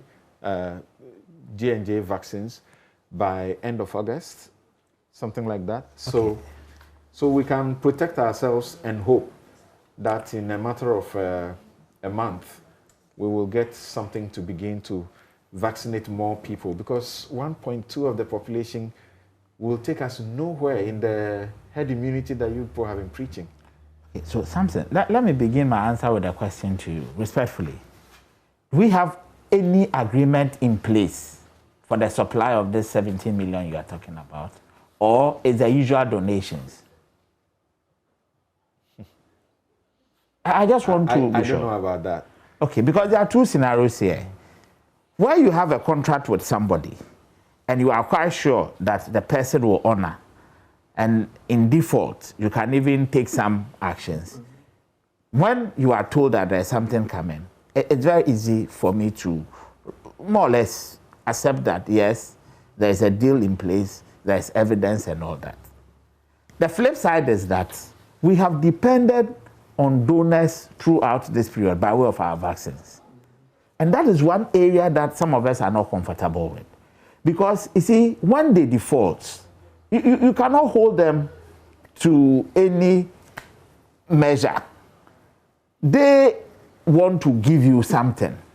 It is at their pleasure or their discretion. They are doing this for the sake of humanity. But for you as a country, what steps are you also taking for your people? As far as I'm concerned, we need to double our effort as a people when it comes to this whole vaccine business. We need to hasten the acquisition on our own merit. And then, lastly, we cannot continue to depend on donations or the donor community or donor states based on their pledges. And that is one area that we think we are not doing enough for ourselves. Clearly. Because, you see, the hopes of people are being raised all the time. And unfortunately, the truth is that people are not seeing the vaccines. This morning, 3 people called me and said, "Doc, so are you sure that these vaccines will come?" I can only encourage them and give them hope. But the truth is that the supply does not depend on us. The American government has promised that they have excess, they will give some to us. If they default, what are we going to do? So for me, the state should relook everything that it has done regarding this vaccine business, because that is one of the surest way to protecting us. It is so clear that COVID is not over, the world over. The third waves are happening, whether it's Asia, whether it's America, whether it's Europe, Africa, we are seeing it. So we clearly need to understand what is happening and do the best we can for ourselves. What others will give us, whether it's through the COVAX platform or promises from the Americans or the Europeans, would then just be a top-up. Countries like Israel were very purposive and went in for what they think would be good enough for their country. They planned way ahead. And it looks like there's a certain inertia or failure on our part when it comes to this vaccine business. And we really need to relook the way things are being done. So, Samson, we can only hope. And there's also further hope, is there not? When we were told in the course of this week that the South African pharmaceutical company Aspen has begun production of hundreds of millions of doses of the COVID-19 vaccine for African countries. To speed up the process, the company is getting a large funding boost from the US government.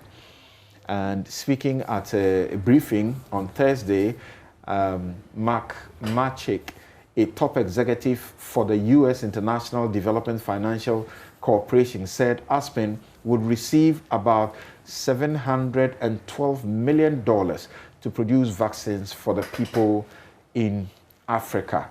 So that's also good. Samson, in one breath is good news, but in another, I'm worried. Again, the whole African continent, we are going to depend on another country, America, to come fund 700 million. The contract before us, what was the total? 64 million. And that was not even good enough for all our needs in terms of the numbers I mean. The Sputnik thing we are talking about, 64. The Americans are going to provide 700 million. Look at the bigger African population. And then the practical issues that we are facing now will also come to haunt us. For example, when things got to a head, the Indians were not ready to export. And rightly so. Which government will want to send the much needed, vaccine when his or her people are dying? So if South Africa sets the example of producing these vaccines, that does not necessarily translate into a rapid and regular supply of vaccines for us as well.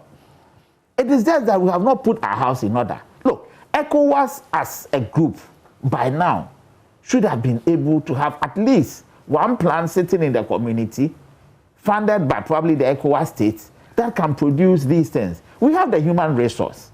It is just that we seem to not to be planning so well, and at the end of the day, we will still want to depend.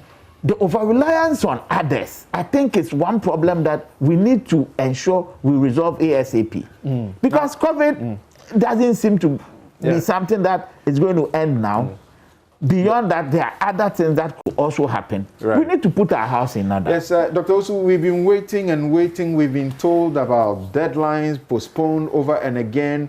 But does it not appear, however unfortunate, that a third wave is showing its head before we are now getting to these hopes? But is it not still something we can hang on to? For example, the World Bank just 2 days ago announced a partnership with the African Union to finance the acquisition and distribution of COVID-19 vaccines for 400 million people in Africa. It's the World Bank Managing Operations Director, Alex Van, said that the World Bank is providing $12 billion to not only acquire but deploy 400 million doses of J&J vaccines, a single dose shot, in support of the Africa Vaccine Acquisition Tax Team. That's the AVAT initiative. And they say the announcement comes a day after African finance ministers and the World Bank Group met to fast-track vaccine acquisition on the continent to avoid a third wave.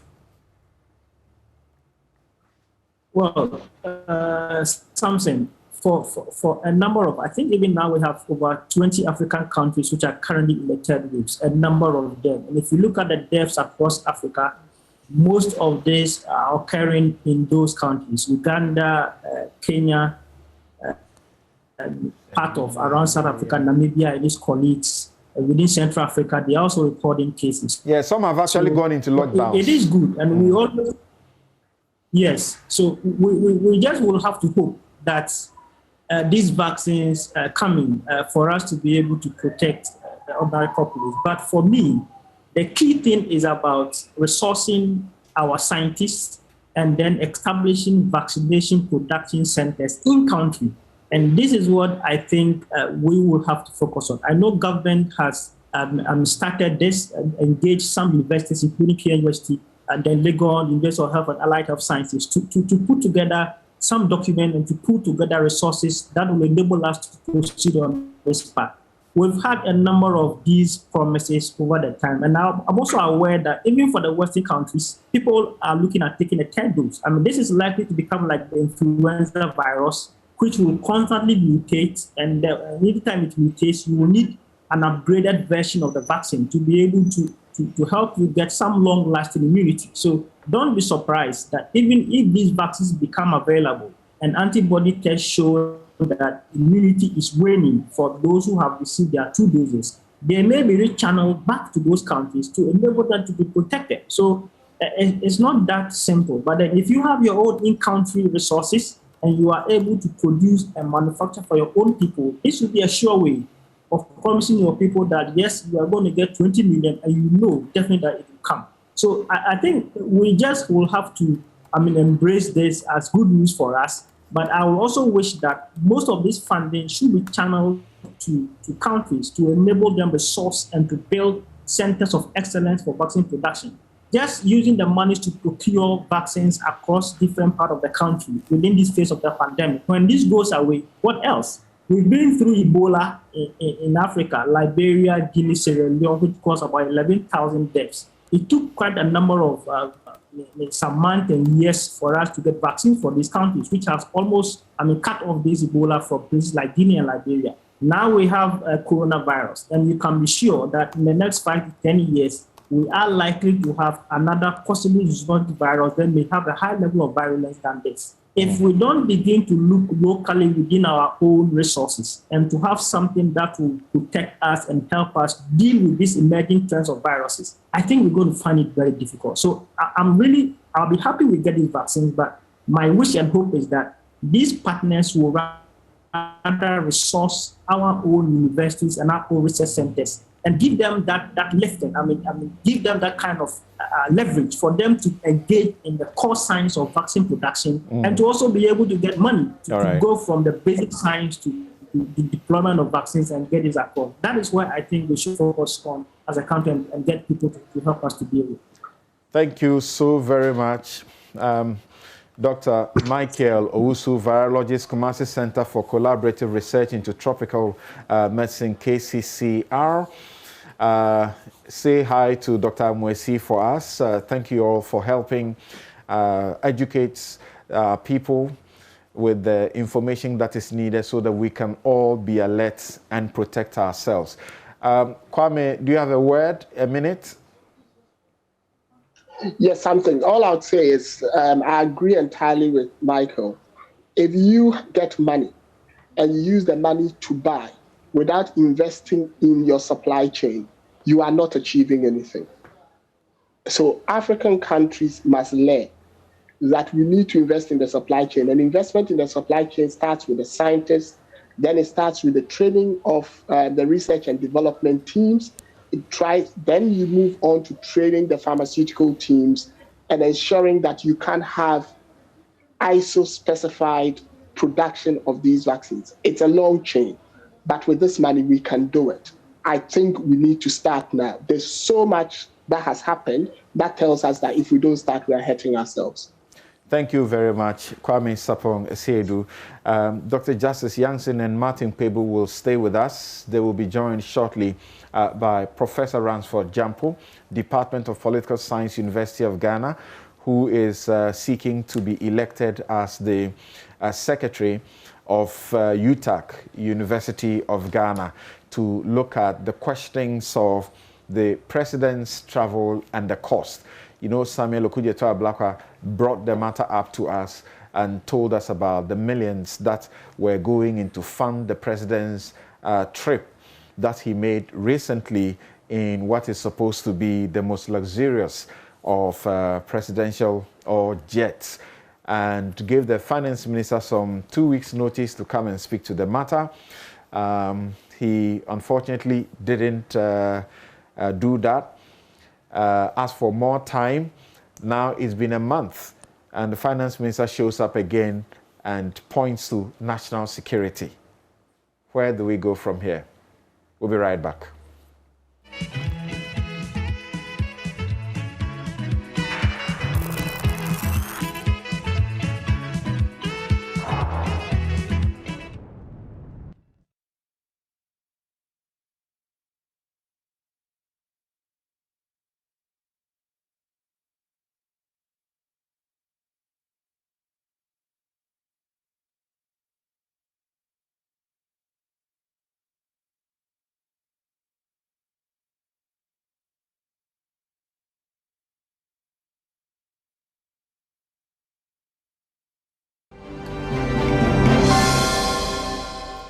You're welcome back. This is Newsfile. It's your most authoritative news analysis platform. And I need to note this, that I am reliably informed that it is actually not the case that the Finance Minister had asked for more time, but it was the Speaker himself who decided that the matter, should be placed on ice for specific regions. Because there was also another MP for Doma, I think, who also put a question, which is similar to Okudzeto's question, but his was for a rather broader, longer period, not for just one specific instance of a president's travel. And so that's occasioned putting the matter on ice and not the minister asking for more time.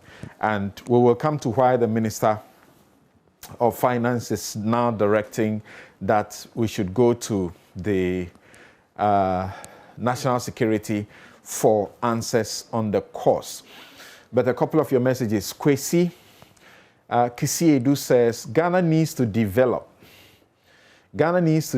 its own vaccines for the COVID-19. Yes, we can.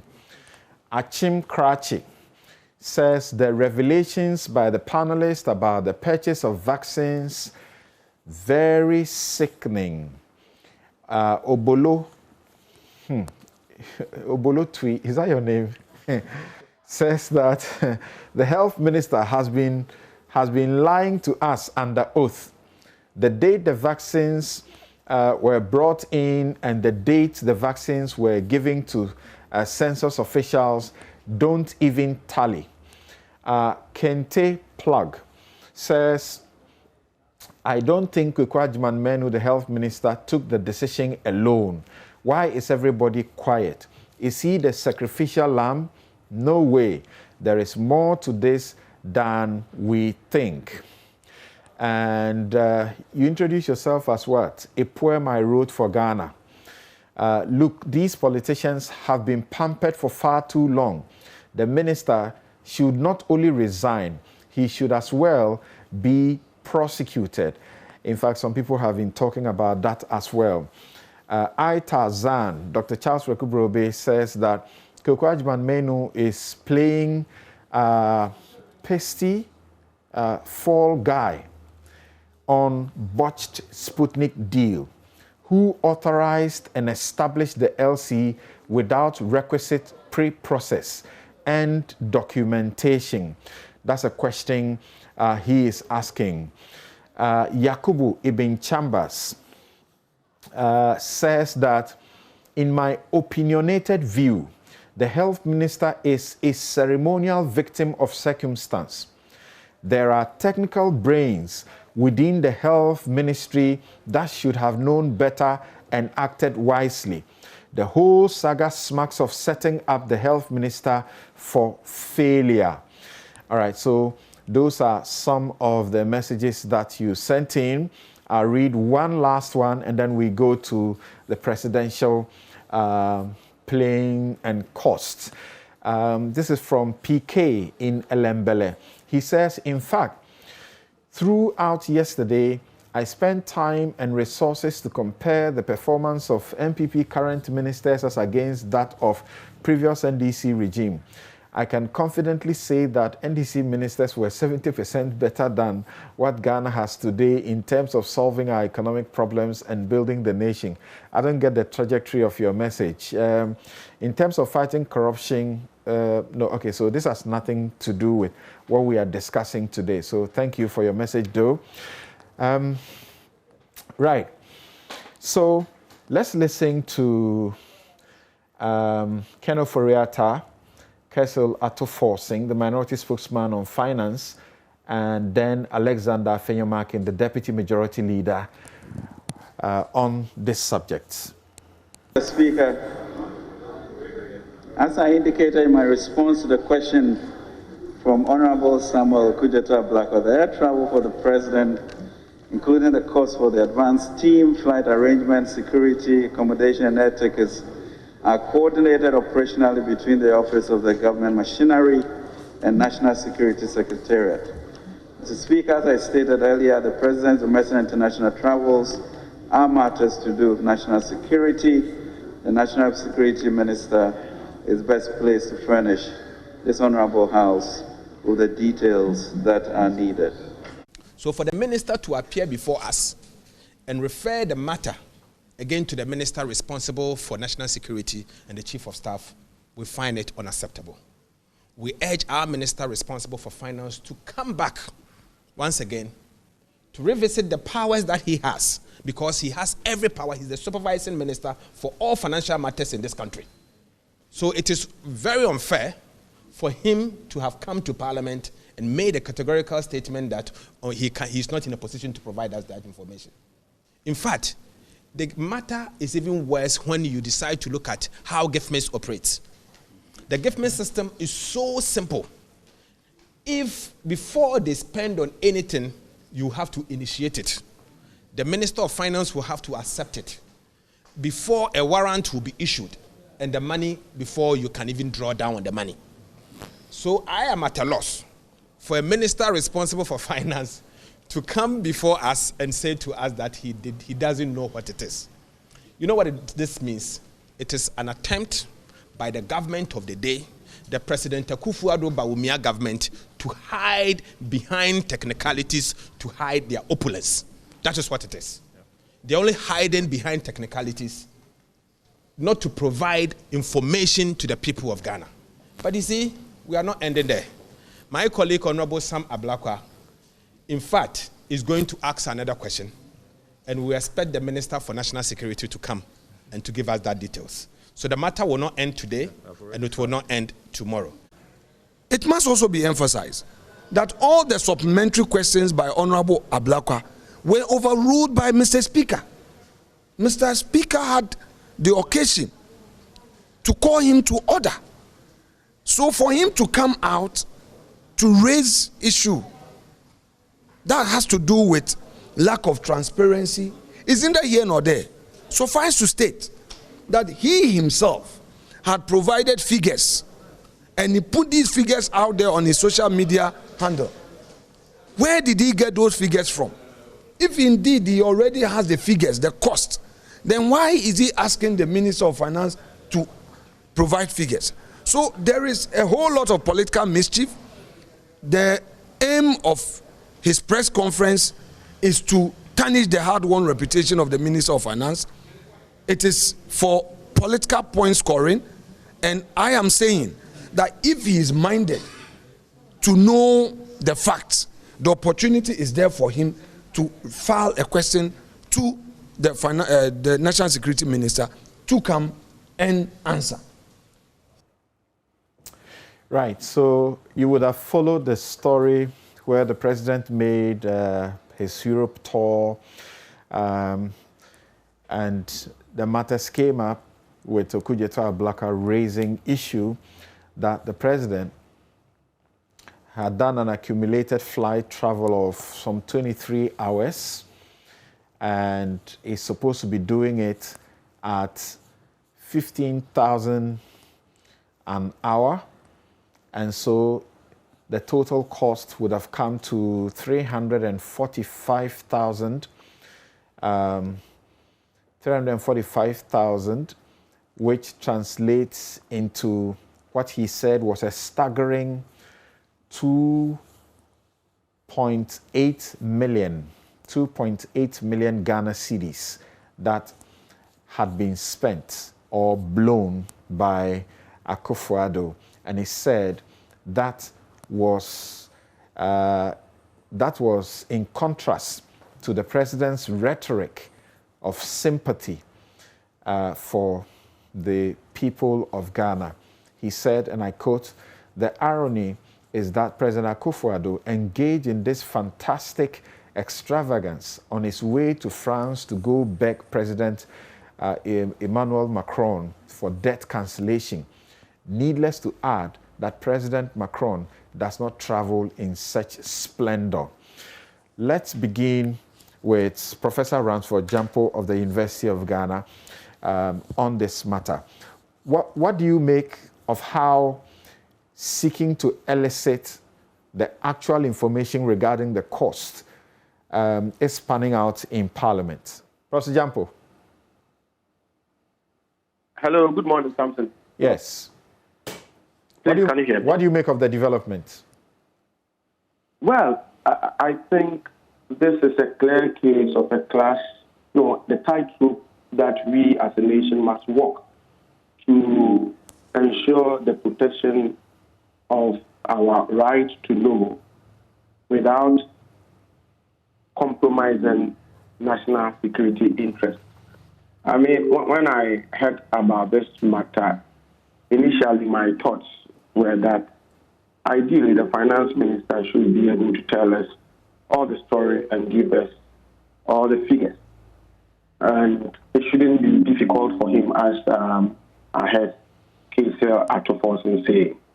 But whether we like it or not, he's raised national security issues here. To be fair to him and to give him the benefit of the doubt, I believe we have to go to Kandapa, our national security minister, to see if we can get some more answers to this question, the questions that have been raised. But we must know that, first of all, the figure or the figures being bandied around as the cost of flight for the president per hour may not necessarily be accurate. Given the penchant for the opposition, and I use the word opposition here generically, so given the penchant for the opposition to be propagandistic, we cannot, as a nation, swallow hook, line, and sinker their figures. The actual figure, in my view, may be lower or same or even higher than the ones being quoted, but we are unable to tell for sure unless those who spend the money give us the exact better particulars. Secondly, I think that now that we have been referred to a national security minister, we should also brace ourselves for the potential reality of the national security minister telling us that he is also unable to disclose the cost of keeping our president in the air for purely national security reasons, bearing in mind the fact that money spent by national security or national security issues are kept silent for national security reasons. We know that the budget or money spent on our defense, for instance, may not be made public, and hence I can see a certain wisdom in being told that the head or commander-in-chief of our defense system or army cannot be exposed by having his flight expenses put in the public domain for national security reasons. And by national security, we're talking about the governmental defense and protection of a nation state, including its citizens, economy, and institutions in a manner that assures peace, security, and provides the congenial polity for development.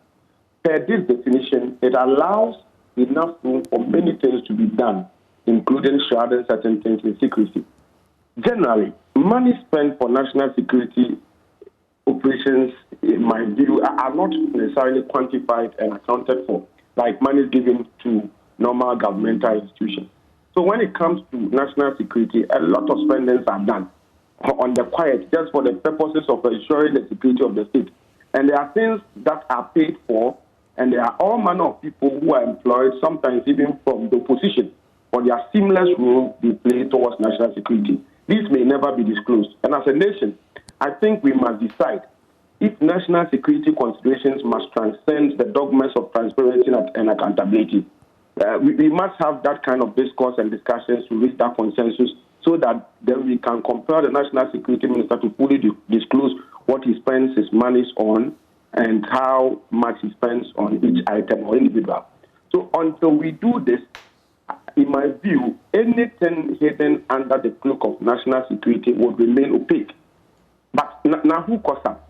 It's been like this since 1992.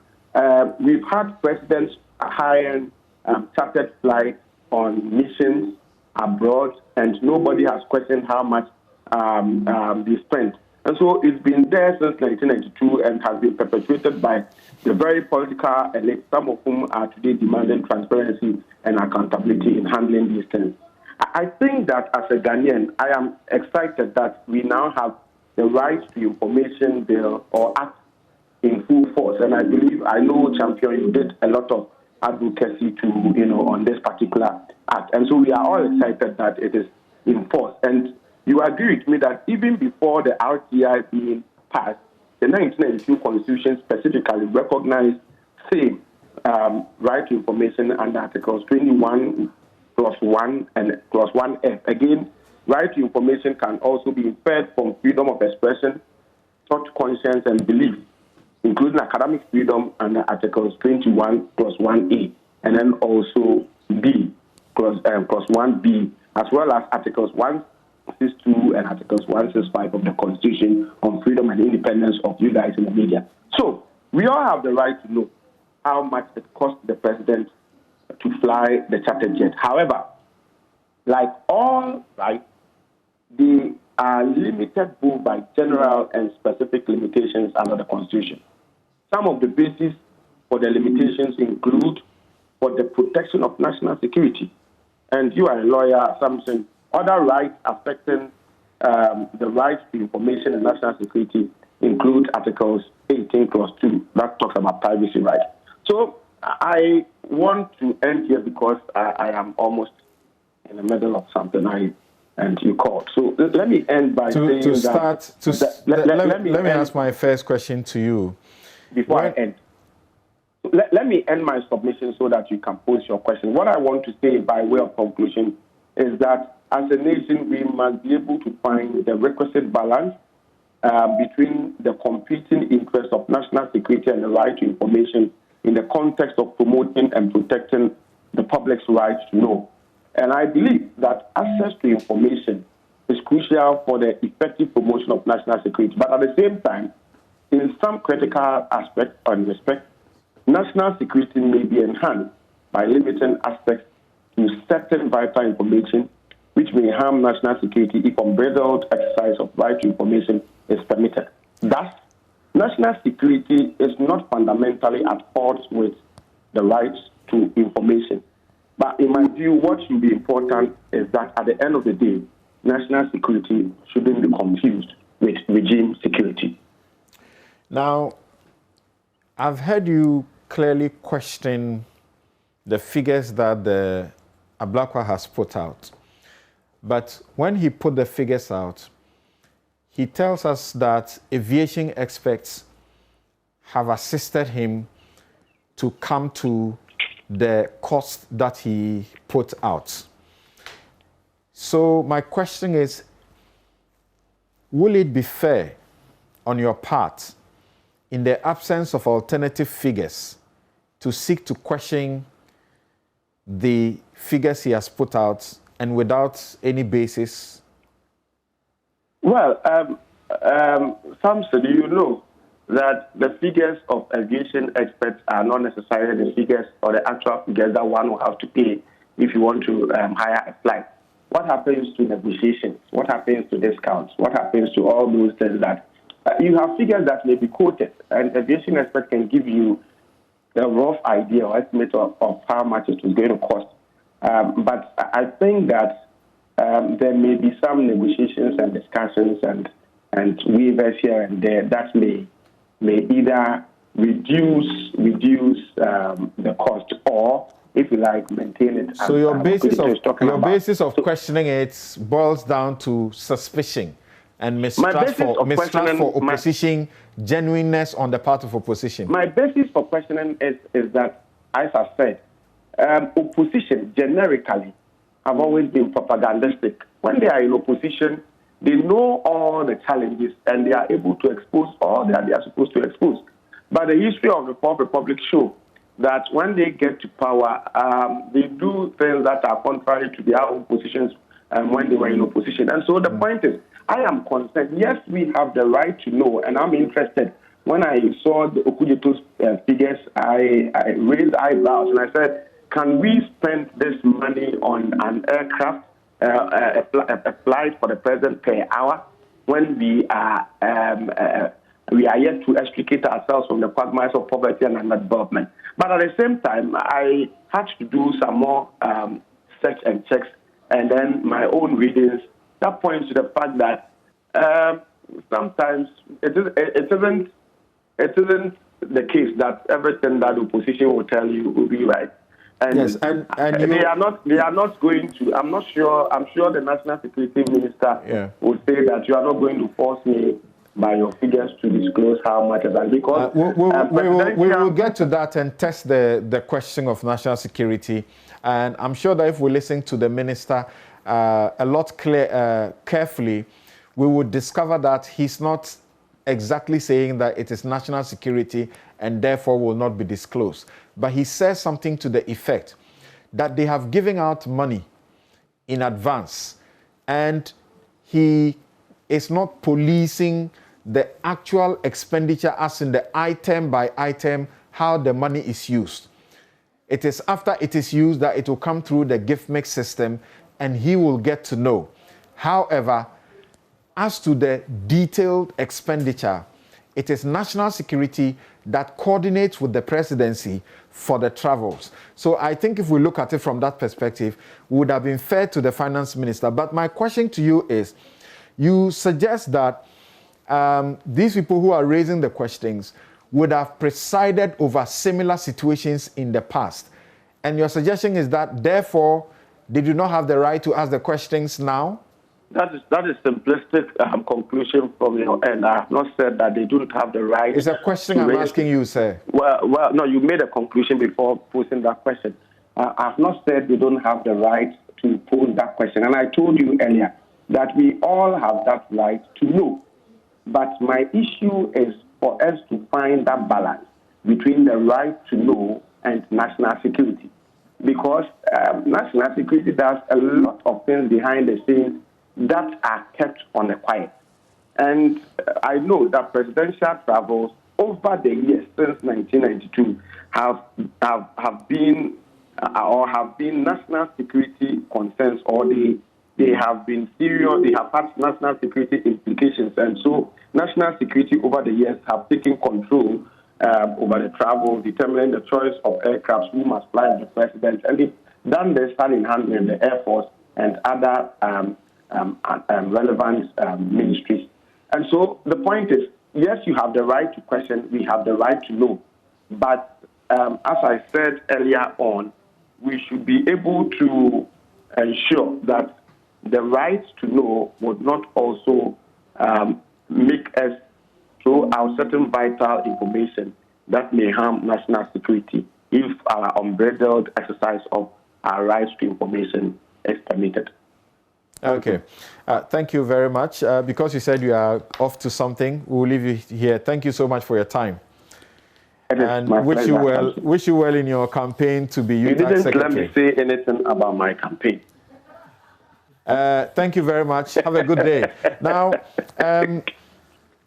I'm getting this information from the Honourable Member of Parliament, Okudzeto Ablakwa. He says that it is not accurate when I say that the minister did not request for more time.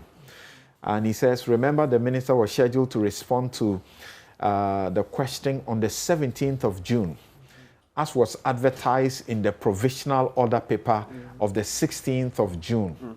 The clerk at table informed Okudzeto Ablakwa that on the 17th of June, the day the finance minister was to respond, that he had asked for more time. And again, checks by Abdul Malik Kubako revealed that request from the finance minister for more time was because he received the correspondence from Parliament on the 14th.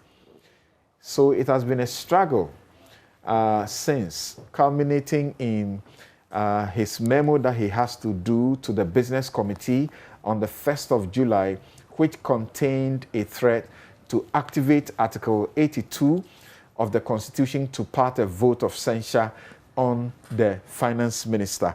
And he shares that memo with me. Okay, so thank you so very much for your intervention as well. Now, Martin, what do you understand the finance minister to be saying? Is he saying, like people suspect often happens, that when you want to hide something, you say national security?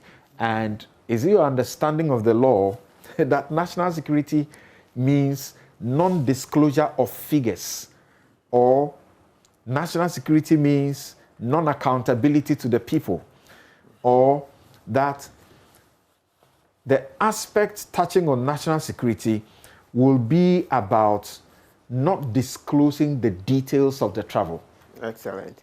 Yes, so the last point is the one which is in sync with the rule of law and governance, not disclosing so many details that would give away the security of the president, but not the amount spent in this context. You see, I think that thing, so yes, the beginning part where you began from was the old position. You know, those days, as we're all growing up, not reading much, at the invocation of national security, everybody shied away, thinking that, oh, it's a closed book. National security means closed book. You can't go into it. Then as we read more and more, we saw that, no, there are several exceptions, okay? So it's not correct to say everything about the president's travel is national security. And so it's Transparency International did work and disclosed that there's a lot of rot and corruption which is done under the guise of defense and national security. That's correct. That's correct. That's the experience. That's why it's shown. But please, we've changed. We are in a different Ghana now. Now, at the click of a button, we all can read. And we are reading and engaging more and more as citizens. So it is not correct that as soon as you say national security, end of the discussion. No. And you see how the finance minister himself said that it should be referred to the Minister for National Security. You see, he didn't say that it cannot be disclosed. Even though at a point he also said certain things are said that, yes, they may be right, but in a certain context, I think that biblical phrase, there's a way of putting it, that like... all things may be right, but they are not expedient or prudent. Exactly, it was given that context, but I think that it doesn't apply here. All the honorable member is asking that, how much did we spend? He hasn't asked what kind of security arrangements were made, which external sources beefed up the president's security, how many soldiers, how many aide-de-camps, and no. It's just about the figure. So in the context of this case, I don't think the national security blanket is big enough to cover this one. No, it doesn't. It doesn't at all. In the Right to Information Act, Section 9, information that affects the security of the state is exempt. And it says that information is exempt from disclosure if the disclosure of that information can reasonably be expected to, and those are the guiding words, can reasonably be expected to, A, damage or prejudice the defense of the republic or a foreign state allied to or friendly with the republic.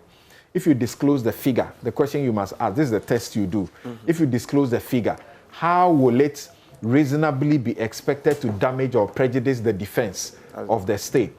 2, prejudicial to the detection, prevention, or suppression of terrorism, sabotage, or espionage. How will disclosing figures as to the president having renting an aircraft lead to all of this? Then it says, subject to Article 135 of the 1992 Constitution, information created by or in the custody of the Ghana Armed Forces or the security and intelligence agencies established under the Security and Intelligence Agencies Act, which is likely, those are the things you pay attention to, which is likely to threaten the security of the state, is exempt.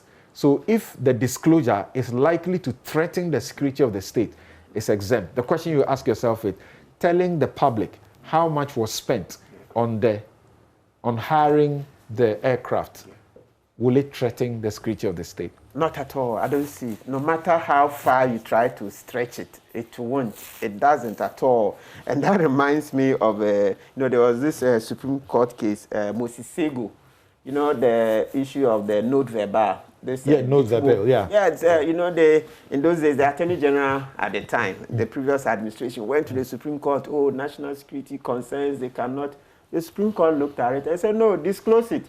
Disclose it to the lawyers, and then they will use it, okay? And as I say, if you read literature on national security, okay, across, it's not just in Ghana here, they make that point. If there is a bigger public interest to know, you would disclose it. Yeah. There are cases in the US, okay, in Britain, there was, let me tell you something, during the terrorists, those days, those cases, the Gitmo detainees and all that. One UK minister went to Parliament and he sought to say because of national security considerations, they couldn't disclose details that they had with the Americans. Not knowing the Americans had released the information.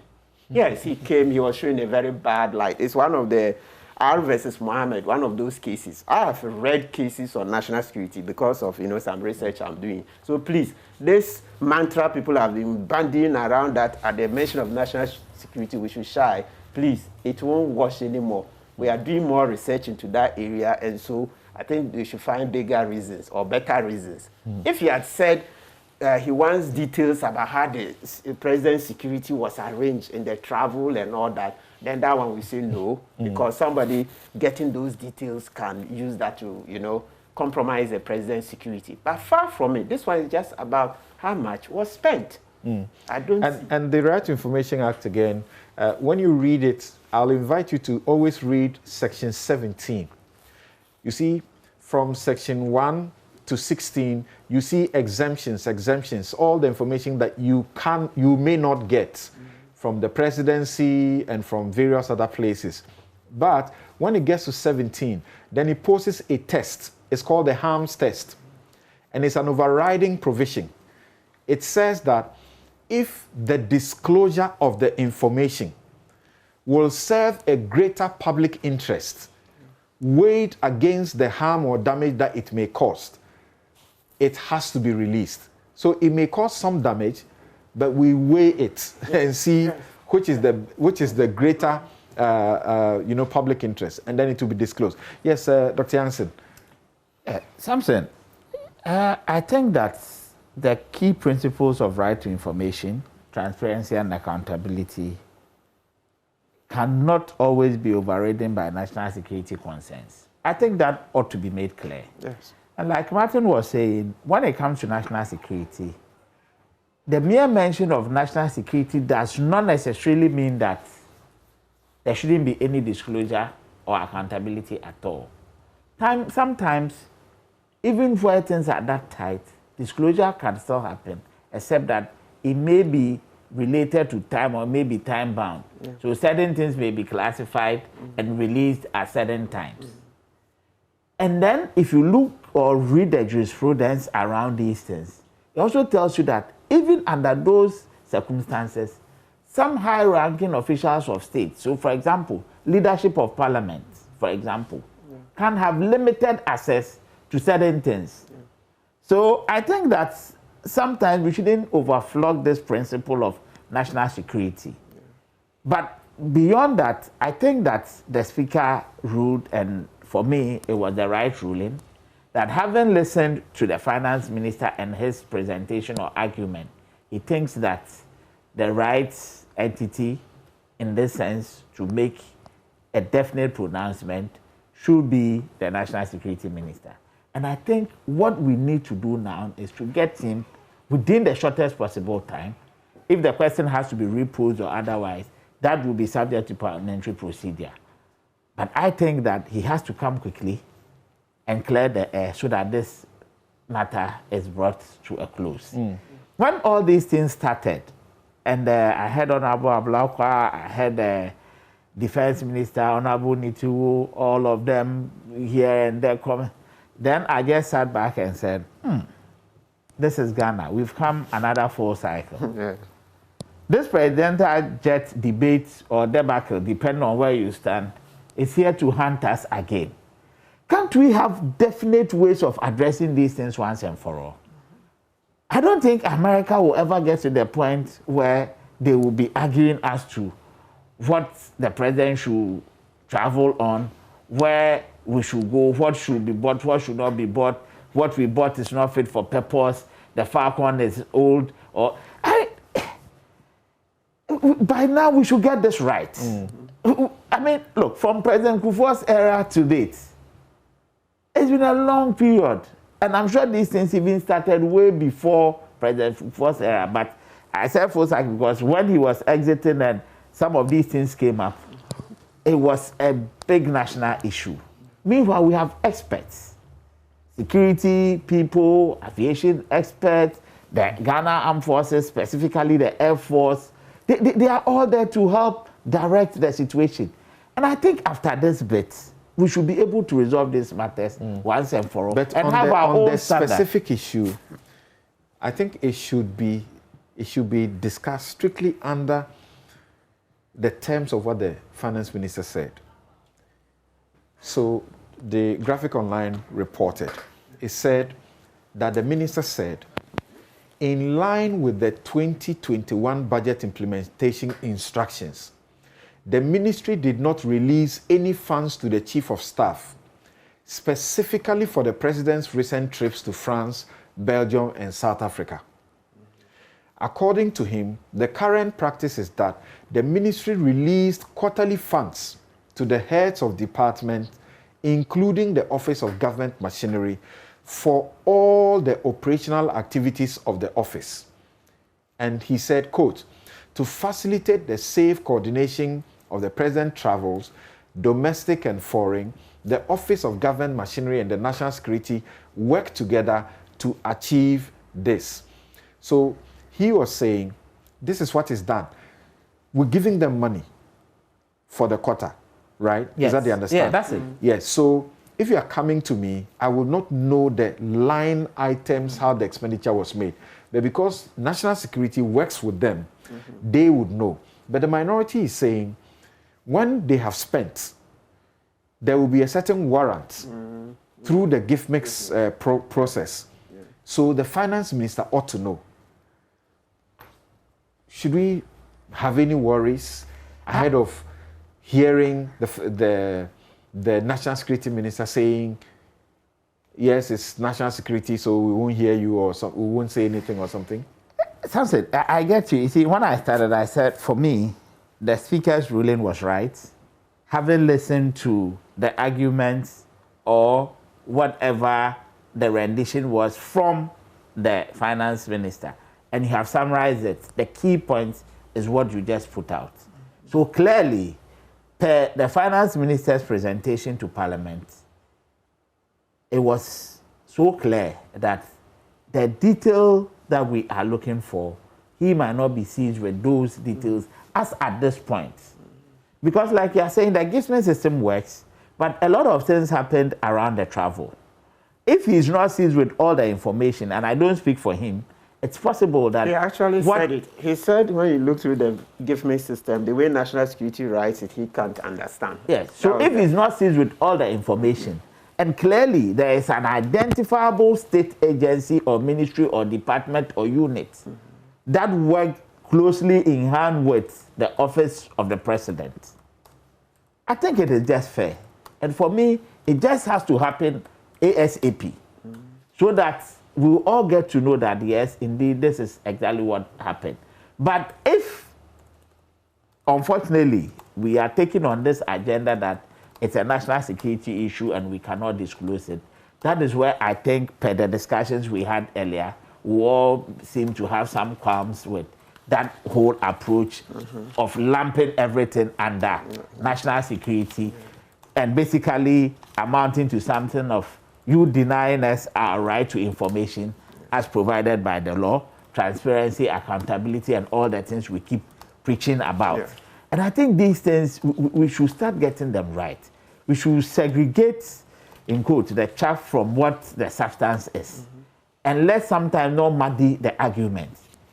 I was very happy when I heard the minority, after all the lengthy, comments, say that, yes, the Honorable Minister was going to bring the question up for the National Security Minister to come answer. If that is the parliamentary process, I think it should be done as quick as possible. But for me, I think the Speaker or Parliament can easily direct that the National Security Minister comes in to answer the question following the presentation from the Finance Minister. Right. We should be able to bring a closure to this in no time. Martin, you are right that he raised national security implications, which we must educate people on who don't pay attention. Yes. That providing the figures has absolutely nothing to do with national security. Excellent. Right. Excellent. And then let me also add that. So actually, I understand Honorable Ablakwa has refiled his questionnaire, so he has to file afresh. Okay. And then, yes, so I understand he's done that. Okay. Then, listen, you look at the other side of this matter. Now, to the extent that they've done it this way, you see, it's not as if the minister will refuse a total disclosure. No. But as we first started, it means that he may want to do it in closed session. That is where we don't want to. The Ghanaians want to know. Okay. Because if they do it in a closed session, it means the members cannot come and disclose to us. Then also, which is what we are fighting against. This is not threatening the national security of our state. So they should do it this in an open... Earlier, the defense minister had come to give us the other part of the question. He had answered to say, when the president is traveling, important thing, safety. Yes. So it was safety that was taken into consideration.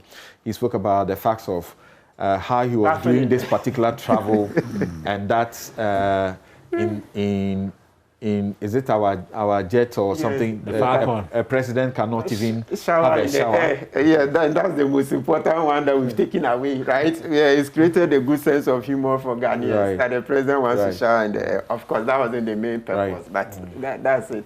That's it. So it means that we want it in a full session of Parliament, open to the public, that they will not clear the press corps from Parliament and go on with that discussion. The press corps should be allowed in, then they can take the information and disseminate it to Ghanaians to be educated. Okay. That's it. Right, so let me read the 2 messages that have come in. I think they are about the first issue because many people still are hooked on to the first issue because that's important. It's about our health.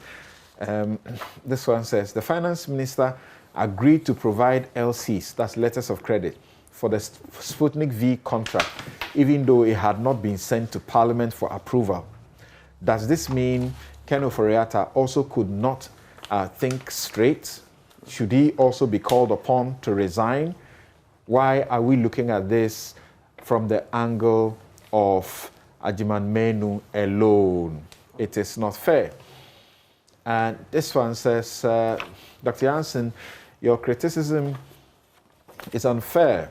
You are talking as if the vaccines are available in a warehouse somewhere while the government is just sitting and scratching its bottom.